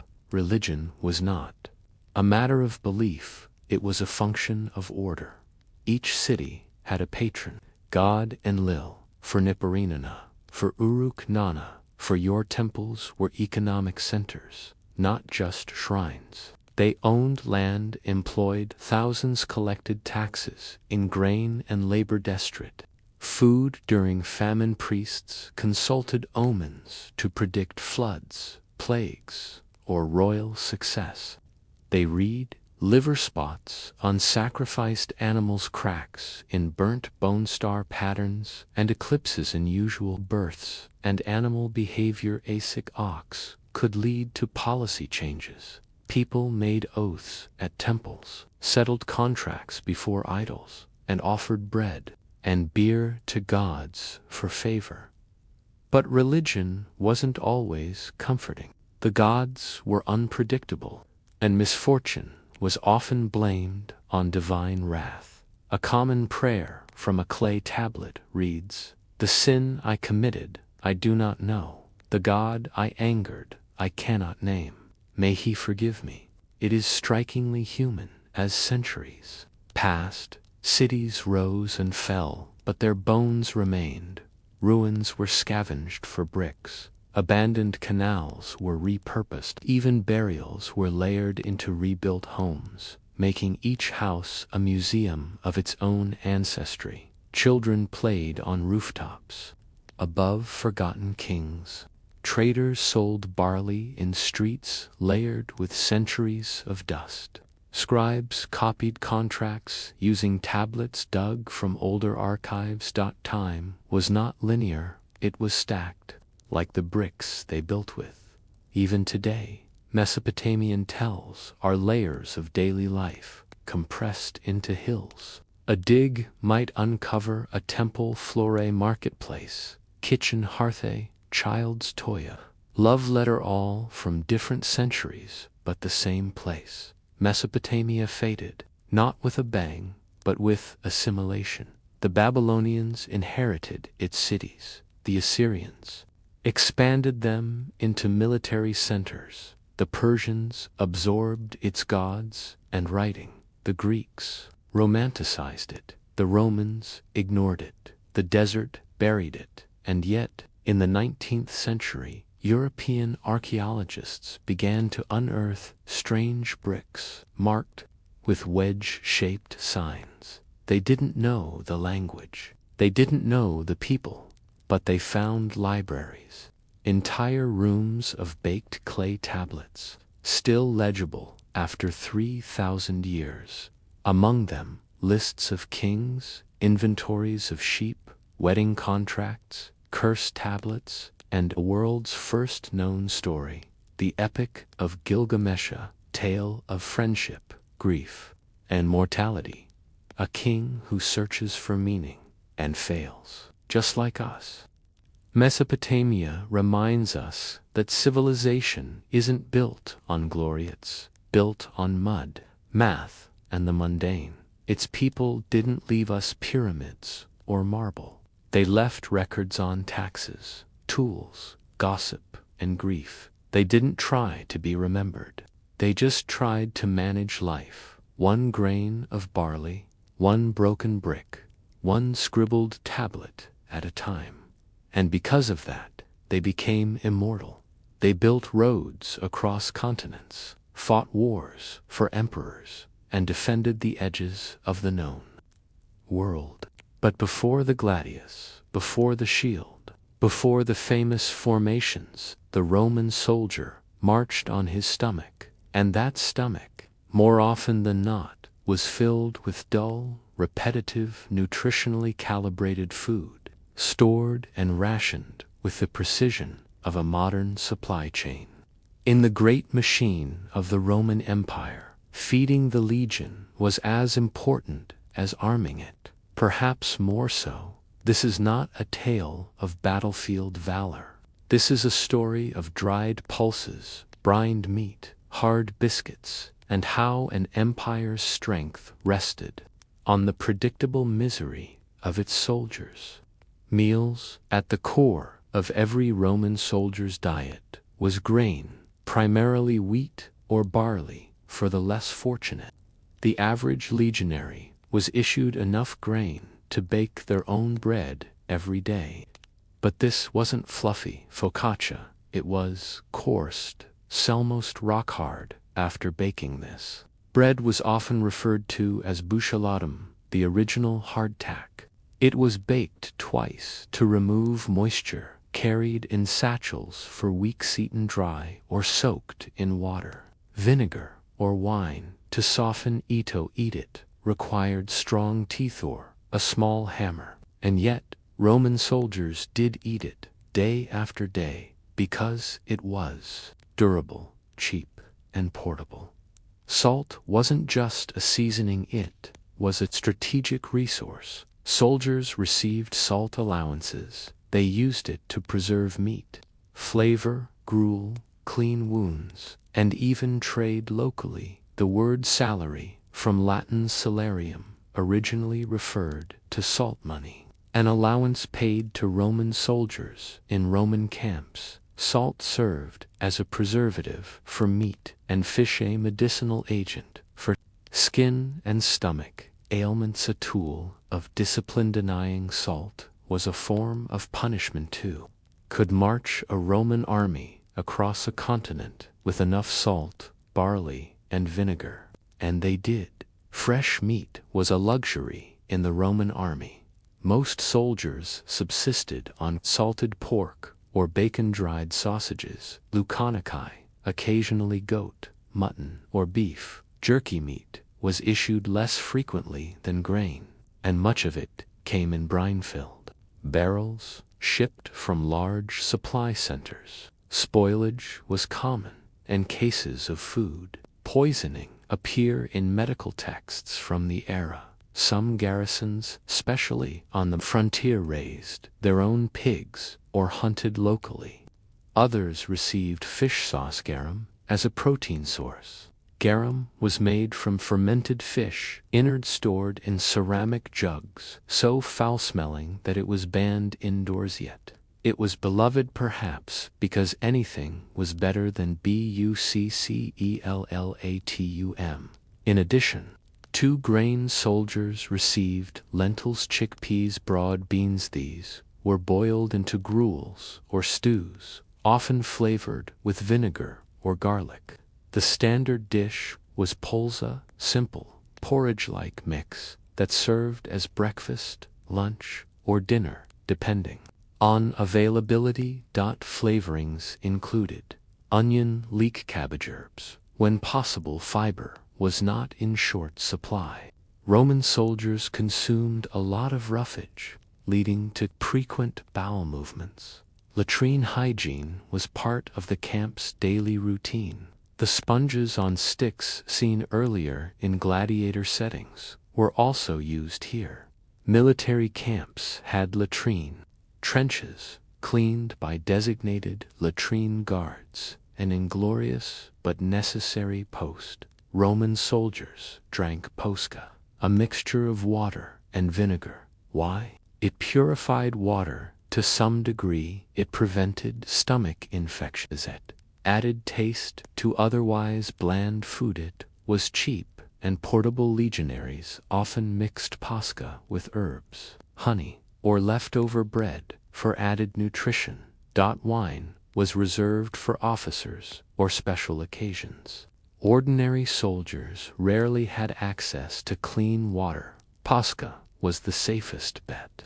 And yes, posca had alcohol content very low, but just enough to numb discomfort after a 20-mile march in iron armor. Each Roman century, about 80 men, was divided into contubinier, units of 8 men who shared a tent and a cook fire. Cooking duties rotated among them. Equipment included portable iron grills, clay or bronze pots, wooden spoons, and ladle skin flasks for water and vinegar. Camp kitchens were standardized. Every marching camp had designated cooking zones, away from tents to reduce fire risk. Ash pits and grease disposal zones were marked and cleaned regularly.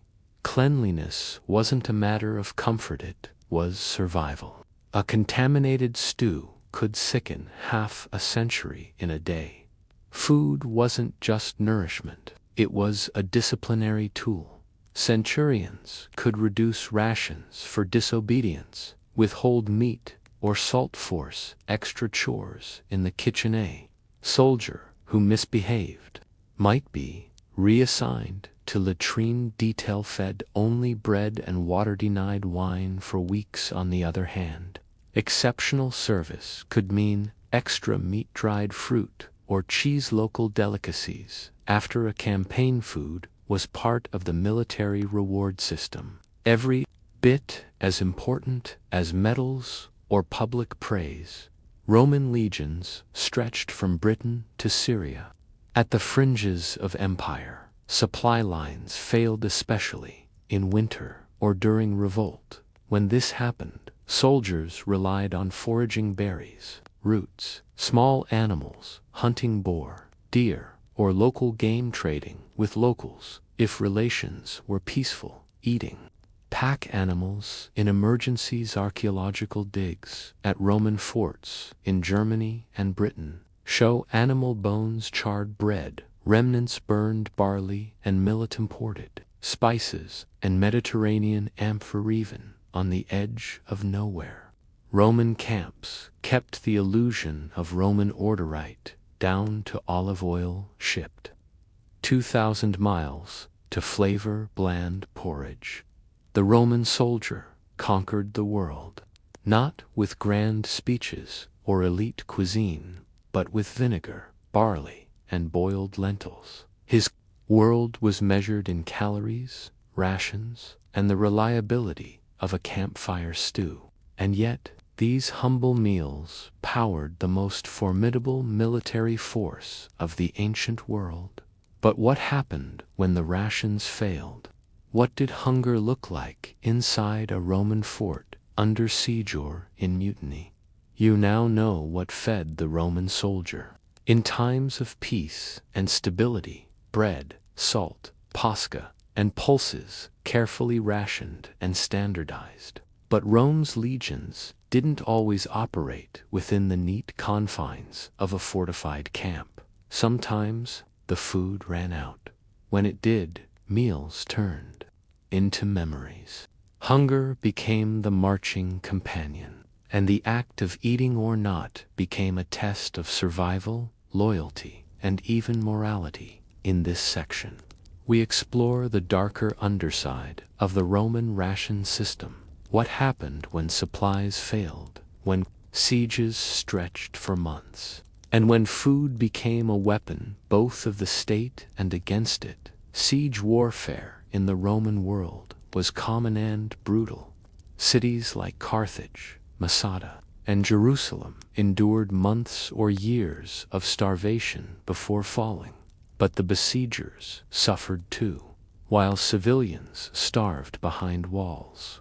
Roman legions, camping outside, had to guard supply lines for months' forage in hostile territory. Dig siege works while under fire render hunger, disease, and exhaustion. In the Siege of Numantia, Spain, 133 BCE, Roman supplies grew so thin that rations were halved. Soldiers ground acorns into paste and roasted animal hides for protein. Wine was diluted until it was vinegar in name only. Officers recorded weight loss, weakness, and mutiny threats.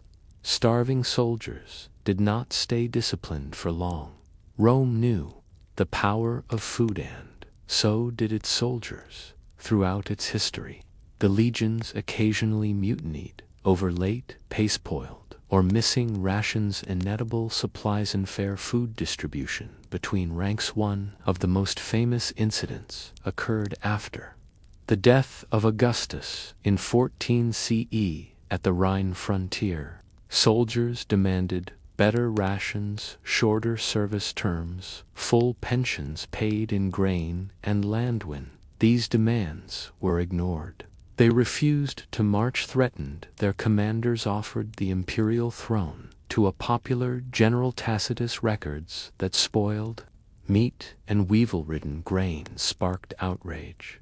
The bread was moldy, the wine like gall. They said the beasts were better fed. The mutiny only ended when Germanicus, a charismatic commander, gave his own money, executed ringleaders, and promised better supplies. But the message was clear: feed the army or lose it. In hostile regions like Dacia, Parthia, or the forests of Germania, Roman armies learned a hard truth. Armies don't starve from battle. They starve from broken logistics. Opposing forces would burn crops ahead of Roman advance, poison wells, ambush baggage, trains, steel, mules, and wagons at night. In response, Roman generals developed mobile field bakeries, pack mule rotations, supply forts spaced along roads, winter grain caches hidden along campaign routes. But no plan was perfect. In Crassus' Parthian campaign, 53 BCE, Roman forces advanced too far, too fast. Their baggage was delayed, and they began rationing before the first major battle. Soldiers boiled grass, reeds, and leather sandals. The army collapsed, not just from Parthian arrows, but from emptied stomachs. When food ran low, the order came down: procure locally. Roman foraging, called predo, was a semi-organized system where soldiers entered villages, seized food and livestock, recorded items taken in theory, paid later sometimes. But it was messy. Often, foraging blurred into plunder. Soldiers robbed civilians, destroyed local fields, created long-term resentment to prevent abuses. Commanders issued strict rules. Officers had to oversee foraging teams. Inventories were written on tablets. Theft from fellow soldiers meant flogging, or worse still. In practice, foraging was chaotic, especially in enemy territory. In Britannia, legionaries foraged for berries, wild garlic, game animals, freshwater fish. Some soldiers were assigned to temporary farms behind the front lines. These military farmers planted barley and legumes, creating self-sustaining food plots that reduced dependence on distant supply trains. When real food disappeared, Roman soldiers turned to substitutes: millet gruel instead of wheat acorn, cakes in place of bread, charred bones ground into broth, chewed leather, or bark in extreme cases during long winter sieges. Some units relied on crushed, dried, piece-fermented grain paste, like early polenta, dried nettles, and boiled herbs. One Roman medical text suggests a tonic for hunger pangs. Boil vinegar with water and honey. Sip between mouthfuls of air. It was not nutritious, but it dulled the stomach for a time. In stationary forts like Vindolanda, Britain, or Carnuntum, Austria, soldiers ate more regularly, but not always better.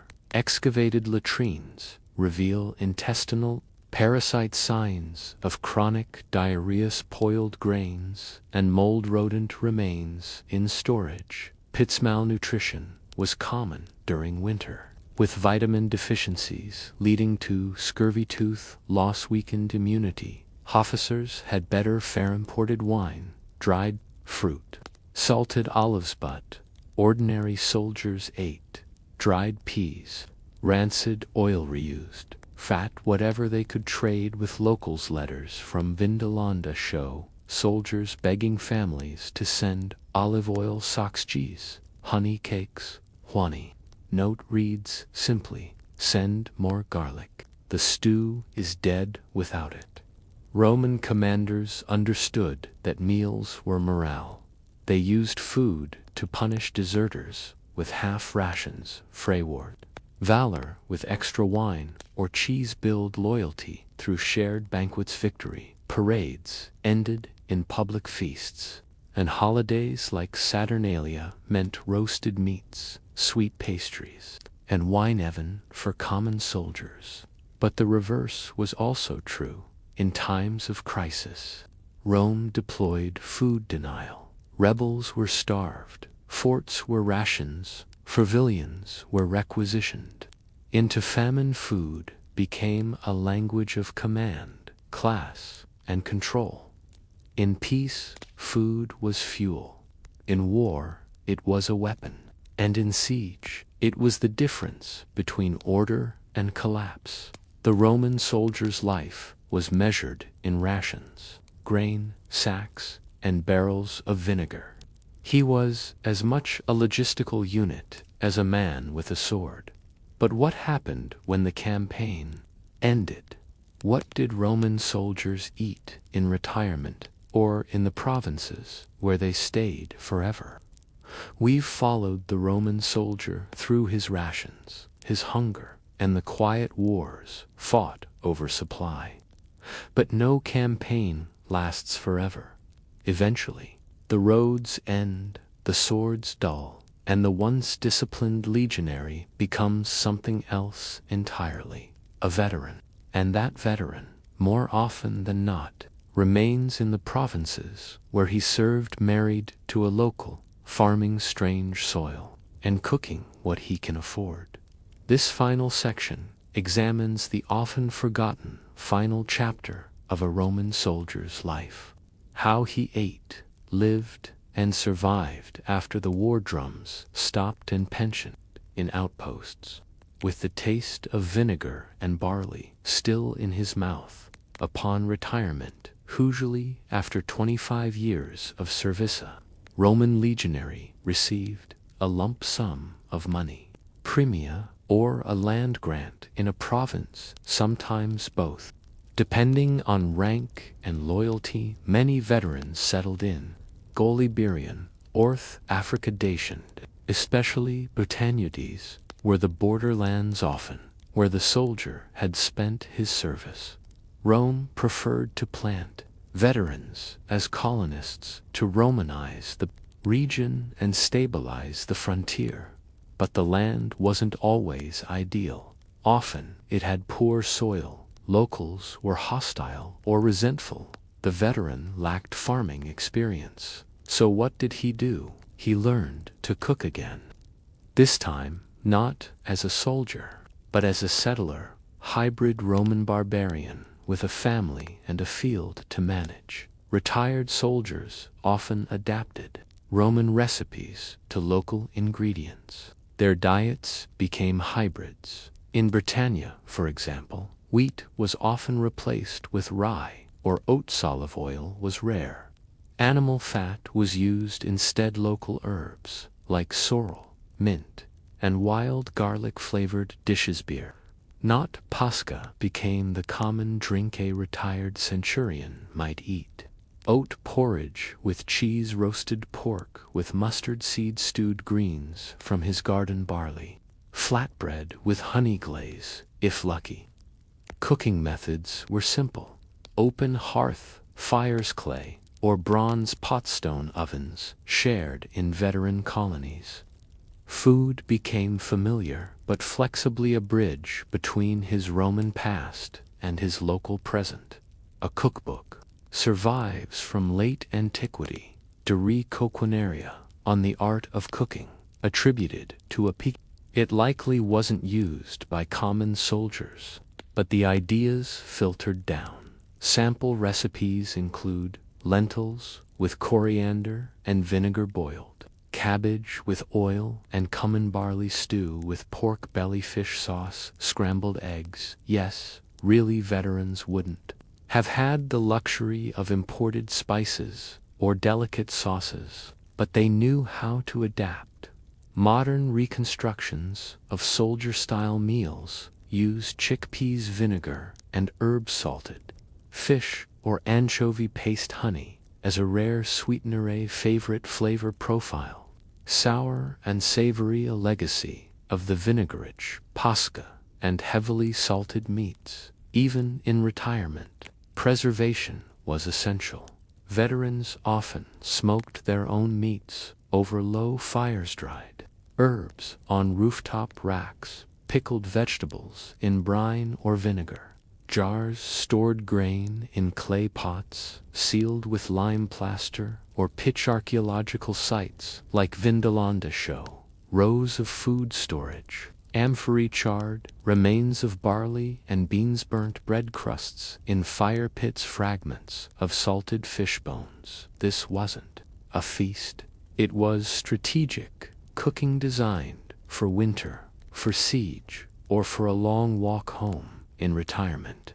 Many Roman veterans married local women, raised mixed culture families, built small villas or simple farms, formed veteran communities, complete with markets and shared ovens. Meals shifted from rations to routine: morning porridge or leftover stew, midday bread, cheese, maybe dried fruit, evening a thicker meal, boiled meat, legumes, and greens. Holidays, Saturnalia, calends, local festivals were marked with roasted pork, honey, cakes, shared wine if available. Storytelling about army life. Food became a way to teach Roman identity to local children and a way to remember, despite their rural locations. Veteran settlements were often near trade routes. This meant occasional olive oil from Hispania, wine, amphorae from gulfish sauce, from the Black Syrah spices, or dates from the East. Veterans formed small cooperatives, pooling resources to buy food in bulk. Some even produced for export, farming grain or raising pigs for military supply lines still operating nearby. Their tables became microcosms of empire. local bread, Roman wine, provincial pickles, and foreign dreams. Even in old age, veterans often maintained military habits, eating at specific times, measuring out flour, using vinegar in every dish, organizing pantry items like a supply depot. There are letters fragmentary, but clear where old soldiers write to officials complaining about late grain deliveries, inaccurate weights, from local markets, disrespect. From new recruits, one veteran writes, "The new men do not cook their lentils. They waste the salt. They leave the pot scorched." The discipline of food stayed long after the sword was sheathed. Some veterans achieved modest wealth. Their tombs list titles like Veteran of the XX Legion, Breadmaker to the 3rd Cohort, Salt Officer of the Legion's Rear Guard. Grave goods often include drinking cup, soil flasks, small clay ovens, food offerings, bread, beans, onions. 1. Tomb inscription from Gaul reads, "Here lies Lucius Marcius. He fed his family and his brothers. He never wasted wine.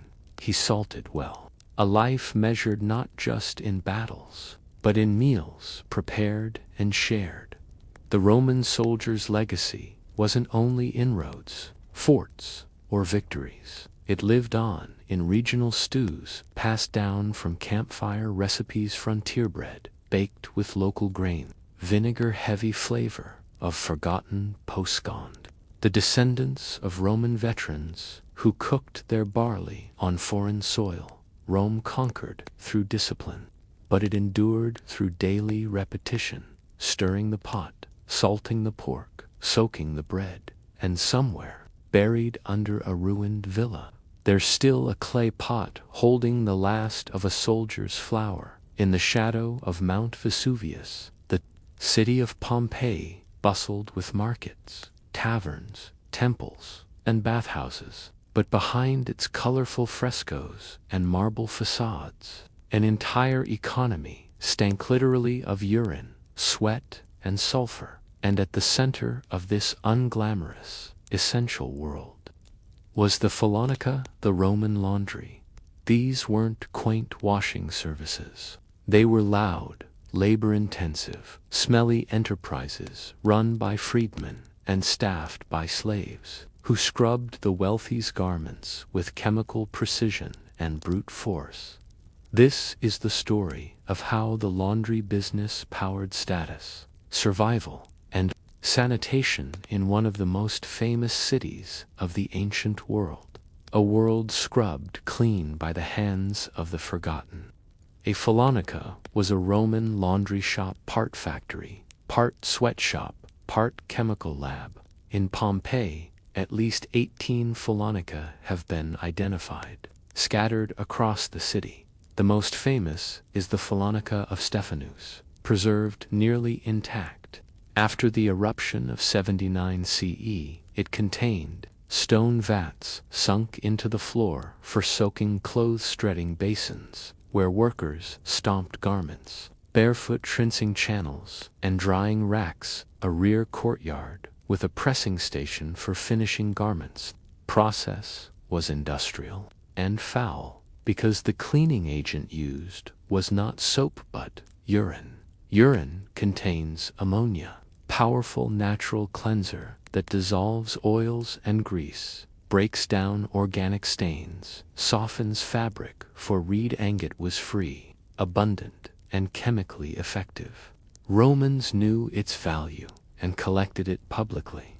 Urinals, urina receptacula, stood on street corners. People relieved themselves in them, and foolers later purchased the contents. By the 1st century CE, Emperor Vespasian even taxed urine collection, famously replying, "Pecunia non olet," money doesn't stink.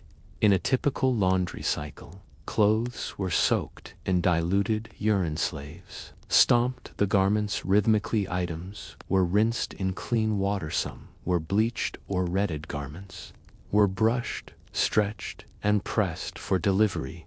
this wasn't laundry.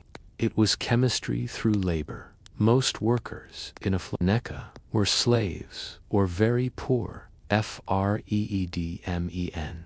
Their daily duties included hauling heavy baskets of urine-soaked laundry-stirring garments in cold, foul-smelling liquid for hours hanging clothes in open courtyards under the sun. There were no gloves, no protective gear, and little relief. The ammonia in urine burned the eyes and throat, caused skin rashes, and ulcers created a nauseating stench that clung to hair and skin.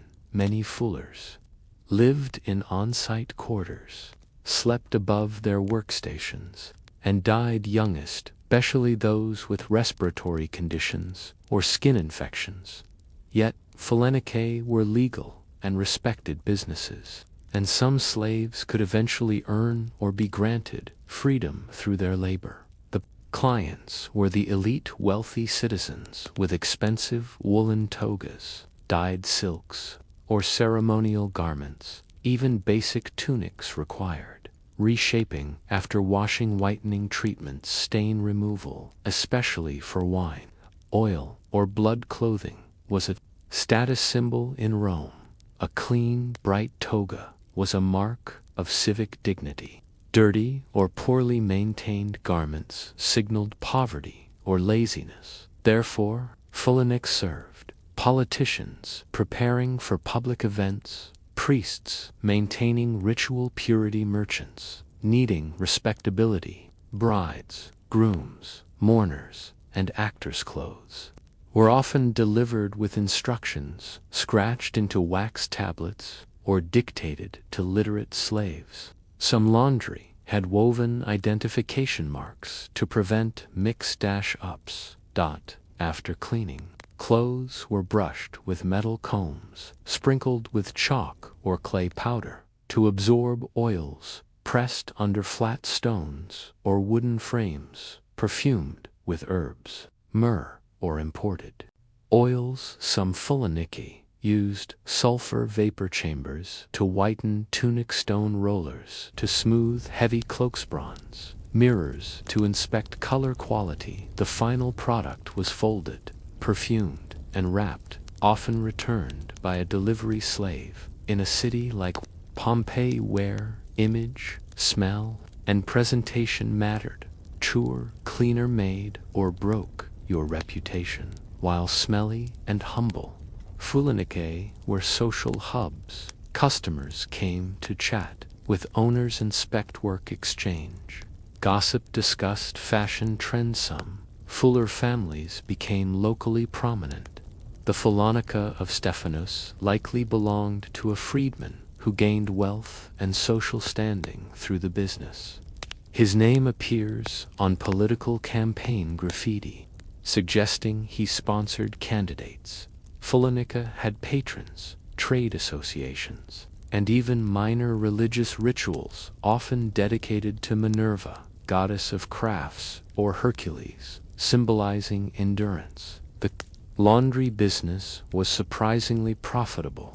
Expenses included urine, unless collected illegally, water purchased from city fountains, clay, chalk, and imported perfume. Slave maintenance and food profits depended on number of clients, quality of cleaning, reputation, and speed. Some Fullers expanded into dyeing and mending, reselling used garment stain removal for sacred robes or costumes. Elite families had personal Fullers, but most preferred reliable neighborhood shops with guaranteed privacy and discretion. Yes, even in Pompeii, laundry was a discreet affair. In the grand frescoes of Pompeii, you won't see slaves stomping in buckets of urine, but they were their day and night scrubbing the city's fabric, cleaning the evidence of wealth, and keeping up the illusion of effortless elegance.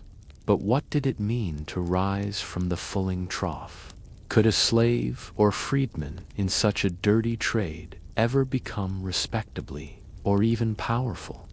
The last section revealed the grimy, essential labor of Rome's laundry workers, the slaves who waded through ammonia-filled vats, their bodies absorbing the costs of cleanliness in a city obsessed with appearance. But not all who lived among the urine-soaked stones of the Phalanaka remained trapped in servitude. In the fluid social world of Pompeii, even dirty hands could wash their way into status. This section explores the surprising upward mobility of foolers, the complex social attitudes toward the trade, and how some laundry workers transformed filth into fortune, not respect. In Roman society, freedmen liberty occupied a unique position. Slaves. They could never hold public office, but they could own businesses, accumulate wealth, vote, marry, pass on property to children, and fooling was a trade that offered opportunity. Many Phalanakae were owned and operated by freedmen, men who had once stomped cloth and now managed others. These former slaves had insider knowledge of the trade connections with elite clients. Litau, competition from aristocrats who disdained dirty work. One such man may have been Lucius Veranius Hypsaius, who lived in Pompeii before the eruption. His name appears on a stone relief showing laundry tools, suggesting pride in his profession. Foolers could sponsor local games, temple renovations, or even election campaigns, securing political alliances for their sons. By the early empire, foolers had formed professional associations in many cities, guilds known as corpora. These guilds maintained records of members, set quality standards, forwarded funeral assistants, paid for public works, fountains, altars, benches, hosted religious festivals, often dedicated to Minerva. While the state didn't grant them political power, guilds wielded influence in local affairs, especially in cities like Ostia, Rome, and Pompeii, where laundry was central to daily life. In some areas, guild heads, principals, wore distinctive dress and were honored with statues and inscriptions. Their trade might have stunk, but their reach didn't. Rome had a complicated relationship with foolers. They were needed for hygiene and status, feared for their association with bodily waste, mocked in poems and jokes, respected. When wealthy and generous satirists like Juvenal and Martial targeted foolers for easy laughs, he reeked of vinegar and piss, but sat front row at the theater. Yet inscriptions on tombs and shop fronts tell another story of pride, piety, and public service. One epitaph from Pompeii reads, "To Marcus Vibius Ampliatus, fuller and faithful friend, he gave freely, worked honestly, and rose with no shame. Clean hands meant wealth, dirty ones meant labor." Foolers straddled that line with pragmatic dignity. The Phalanaka of Stephanus, one of Pompeii's largest, is notable not just for its vats and basins, but for its artwork. Its walls featured images of wool combing and pressing, paintings of garments being cleaned and dried, mythological scenes to impress or distract visitors. These murals served as advertisements. They told clients, "We know what we're doing.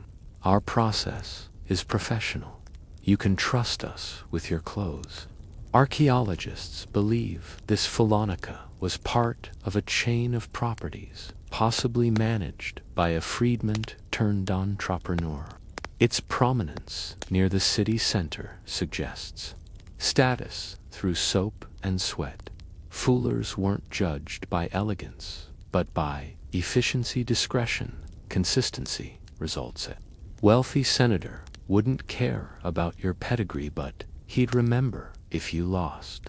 His ceremonial togaroand The purple dye gossiped about stains best left unmentioned, so successful foolers cultivated quiet loyalty, reliable schedules, affordable pricing, tiers quick turnaround times. Some even employed runners or messengers to update high-value clients on garment status. Imagine a slave delivering a wax tablet. Your toga will be ready tomorrow. The wine stain has faded. We await your approval. This was customer service, Roman-style. With success came options. Wealthy foolers could marry into lower-tier elite families. In real estate, host banquets for civic events commission, family, tombs and temples. The boundaries of class were porous in cities like Pompeii. Money, especially well-invested money, could smooth over dirty origins. One fuller's tomb near Naples reads, "Freedman, husband, citizen." He cleaned not just garments, but his name. Some fullers had children who became minor magistrates, officers, priests of local cults. The family name would live on, but the trade that built it would quietly fade from the story. By the time of the eruption in 79 CE, fullers were everywhere, economically vital, socially ambiguous, quietly indispensable. Their tools, urine jugs, pressing stones, chalk powder, were mundane, but their effect was transformative. They turned stained, wrinkled, common cloth into symbols of respect, class, and power. And some foolers, by persistence, did the same for themselves. The story of the Roman laundry slave is not just one of labor and stench. It is a story of economic leverage, quiet ambition, and dignity won through repetition. From the lowest trough, some climbed not to the Senate, but to a cleaner life, a name on a stone, and a business that outlived empires. But what happened to Fullenache when the ash fell? How did the eruption preserve their story? And what did the ruins reveal about life on the final day? We've followed the fullers of Pompeii from the urine vats of labor to the stone tombs of hard-earned respectability. But as the laundry basins cooled and the city prepared for another day of bustling commerce, something stirred under the earth. It was 79 CE, and time was running out. This final section examines what the ruins of Pompeii's Fullenache reveal about daily life at the very end, the last working day before the ash came. It also reflects on what has survived: the buildings, the tools, the footprints, and the ghost of labor, preserved in stone. The day began like many others in the Fullenica of Stephanos and dozens of smaller laundries. Workers opened the courtyard. Shutters, water jugs were filled from nearby fountains. Clothes were sorted by owner or type. Treating vats where prepped slaves stepped barefoot into cold, ammonia-laced basins. Nearby shops set up market stalls. Patrons picked up clean togas. Scribes passed by with ink-stained fingers. The city was alive. There were no warning bells, not yet, just the smell of vinegar, clay, and sweat. The eruption of Vesuvius lasted about 18 hours. It began with a Plinian column, ash, pumice, and rock hurled into the sky. The next morning came pyroclastic surges, superheated clouds of gas and ash that swept down the mountain, incinerating everything in their path. But before death came preservation. In the Fullenache, archaeologists found vats still filled with partially cleaned garments' footprints. In the tread basins, some mid-step unfinished laundry orders, etched in wax tablets, charred garments, half-pressed and folded skeletal remains in corners, likely of slaves unable to flee at Stephanos Fullenica. The pressing room was buried under tiles. In the treading room, the vats were intact except for the final splash of cloth hanging over the edge. It was as if someone had just stepped away. The most surprising detail: the chemical residue tests on the stone vats revealed high concentrations of ammonia, traces of uric acid, layers of calcium deposits from hundreds of washes. In essence, the Follinica weren't just architecturally preserved. We know what they touched. We even know what they smelled like. Pompeii is often remembered for its villas, frescoes, and wine jugs, but the Follinica tell a different story, that of sweat, stains, and survival in one laundry. A near-complete purple-dyed tunic was found. Purple dye from Tyrian murex snails was incredibly expensive, reserved for the elite, often a mark of senatorial status or priestly office. The tunic had been washed, lightly pressed, but not yet perfumed or folded. Its placement in the pressing room suggests it was nearly ready for pickup, likely to be worn at an event that never came. That tunic became a metaphor.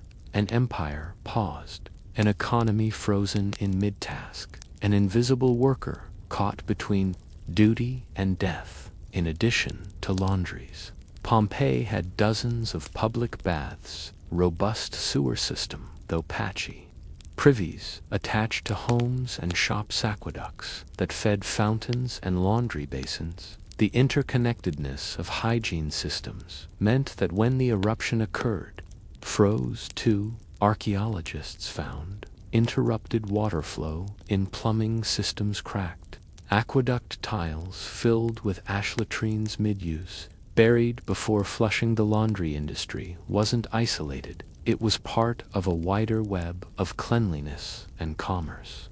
Its collapse marked a civic rupture, not just a commercial one. After the eruption, Pompeii was abandoned. Attempts to dig out valuables occurred sporadically, but the city slowly slipped from memory. Centuries later, when excavations began in the 18th century, the Follinica were dismissed by early antiquarians as unimportant structures. They wanted temples, statues, gold, but 20th and 21st century archaeologists understood differently now. Follinica are studied as evidence of urban labor sites, of industrial chemistry, microcosms of Roman class tension, proof of the lives of the enslaved. And invisible they've become classrooms for Roman economic historians, studying ancient detergents, anthropologists, reconstructing daily life. In one corner of a lesser-known Pompeii street, a worn statue base bears a partial inscription to Flavius Dama, freedman and fuller, who served the city with clean hands and clear heart. It's unclear if the statue stood above his tomb, his shop, or a fountain he paid for. The rest of the text is eroded, but the name remains, and so does the trade. Flavius Domilong, dead still, washes history clean with his legacy. The fullers of Pompeii weren't heroes or aristocrats. They didn't lead armies or pen epics, but they kept the city presentable, the garments white, and the egos inflated. They labored in filth so others could shine, and in the end, they were frozen mid-step with a cloth in one hand and a burden in the other, not glorious, not grand, but immortalized in their ordinarines. So the next time you wash a shirt, scrub a stain, or fold laundry on a quiet evening, remember, you're continuing a task that once stood at the heart of a Roman city, now silent beneath the ash. Medieval history often centers on kings, knights, and castles. But kingdoms are not built on chivalry. They are carved, heaved, and flooded into being by people who remain nameless in stone but loud in labor. This is the story of the ditch digger, the peasant with a shovel, a bent back, and a daily goal, measured not in glory, but in feet of sod turned and water redirected, whether draining swamps, digging castle moats, or laying out field boundaries. The ditch digger shaped the literal bones of medieval Europe, one scoop of earth at a time. It is the year 1284. You are a laborer on the outskirts of Norwich in eastern England. You do not own land, but with the right to move and sell your labor. The manor bell rings before sunrise. You rise from a straw mat in a wattle and daub hut, with smoke-blackened walls and the smell of damp wool in the air. There is no breakfast, just a piece of coarse rye bread, maybe dipped in small beer, a weak ale, or a mouthful of cold porridge. Then you walk a half-mile to the site, the drainage ditch at the edge of the manor's grain field. It is late autumn, and the soil is soaked. The cold air sticks to your lungs. The sky is low with clouds. You grip your wooden spade and begin dot to modern ears. Ditch may sound unimpressive, but in the medieval world, it was infrastructure as essential as the roads of Rome. Ditches were used to drain water from fields, demarcate property lines, feed fish ponds, divert waste or runoff, encircle monasteries, towns, or manors, form moats for castles, and fortified homes. Some ditches became permanent features, lined with stone or palisades. Others were seasonal trenches, dug and refilled yearly. Digging ditches wasn't merely about moving dirt. It was about controlling nature in a world where flooding, swamp fever, or erosion could ruin a village. The ditch digger had few tools: a wooden spade, sometimes tipped with iron, a mattock, a kind of heavy hoe for breaking clay, a pickaxe if stones or roots were present, a basket or wheelbarrow for hauling spoil, no gloves, no boots, just rough wool tunic, hose, and leather shoes. Hands blistered quickly, spades snapped often, mud clung to every seam, and in wet seasons the work never truly dried. Later in the day, ox carts might come to haul away excess soil, but until then, the digger worked alone or in a team of 3 to 5, each assigned a length to finish by sundown. Ironically, the ditch digger worked with and against water. Too much, and the trench collapses. Too little, and the ground becomes unyielding clay. The ideal soil is damp but firm, but it rarely cooperates to control water flow. Ditches were angled with subtle gradients, measured not with instruments, but by string lines, weighted reeds, and experience. A master ditch digger could read soil texture by foot drainage, angle by eye, water speed by sound mistakes, meant poor crop yields, rotting roots, angry landowners, fines from the reeve, the local estate manager. Around noon, you stop to eat. There is no break room. You sit on a stone or in the grass. You unwrap a crust of barley bread, small cheese, round day, raw onion, maybe a piece of salted pork. If the household had slaughtered recently, you drink small beer or water from a leather flask, knowing it may not be clean. Is little conversation. Everyone is tired. The sound of shovels becomes rhythmic, like breathing, like penance. Work is measured in rods and perches, units of medieval length. A lord might assign one perch of ditch, 4 feet wide, 2 feet deep by day's end. It sounds small, but with heavy soil and poor tools, it's backbreaking. The reeve inspects at dusk. Is the ditch straight? Is the depth consistent? Has the spoil been properly banked?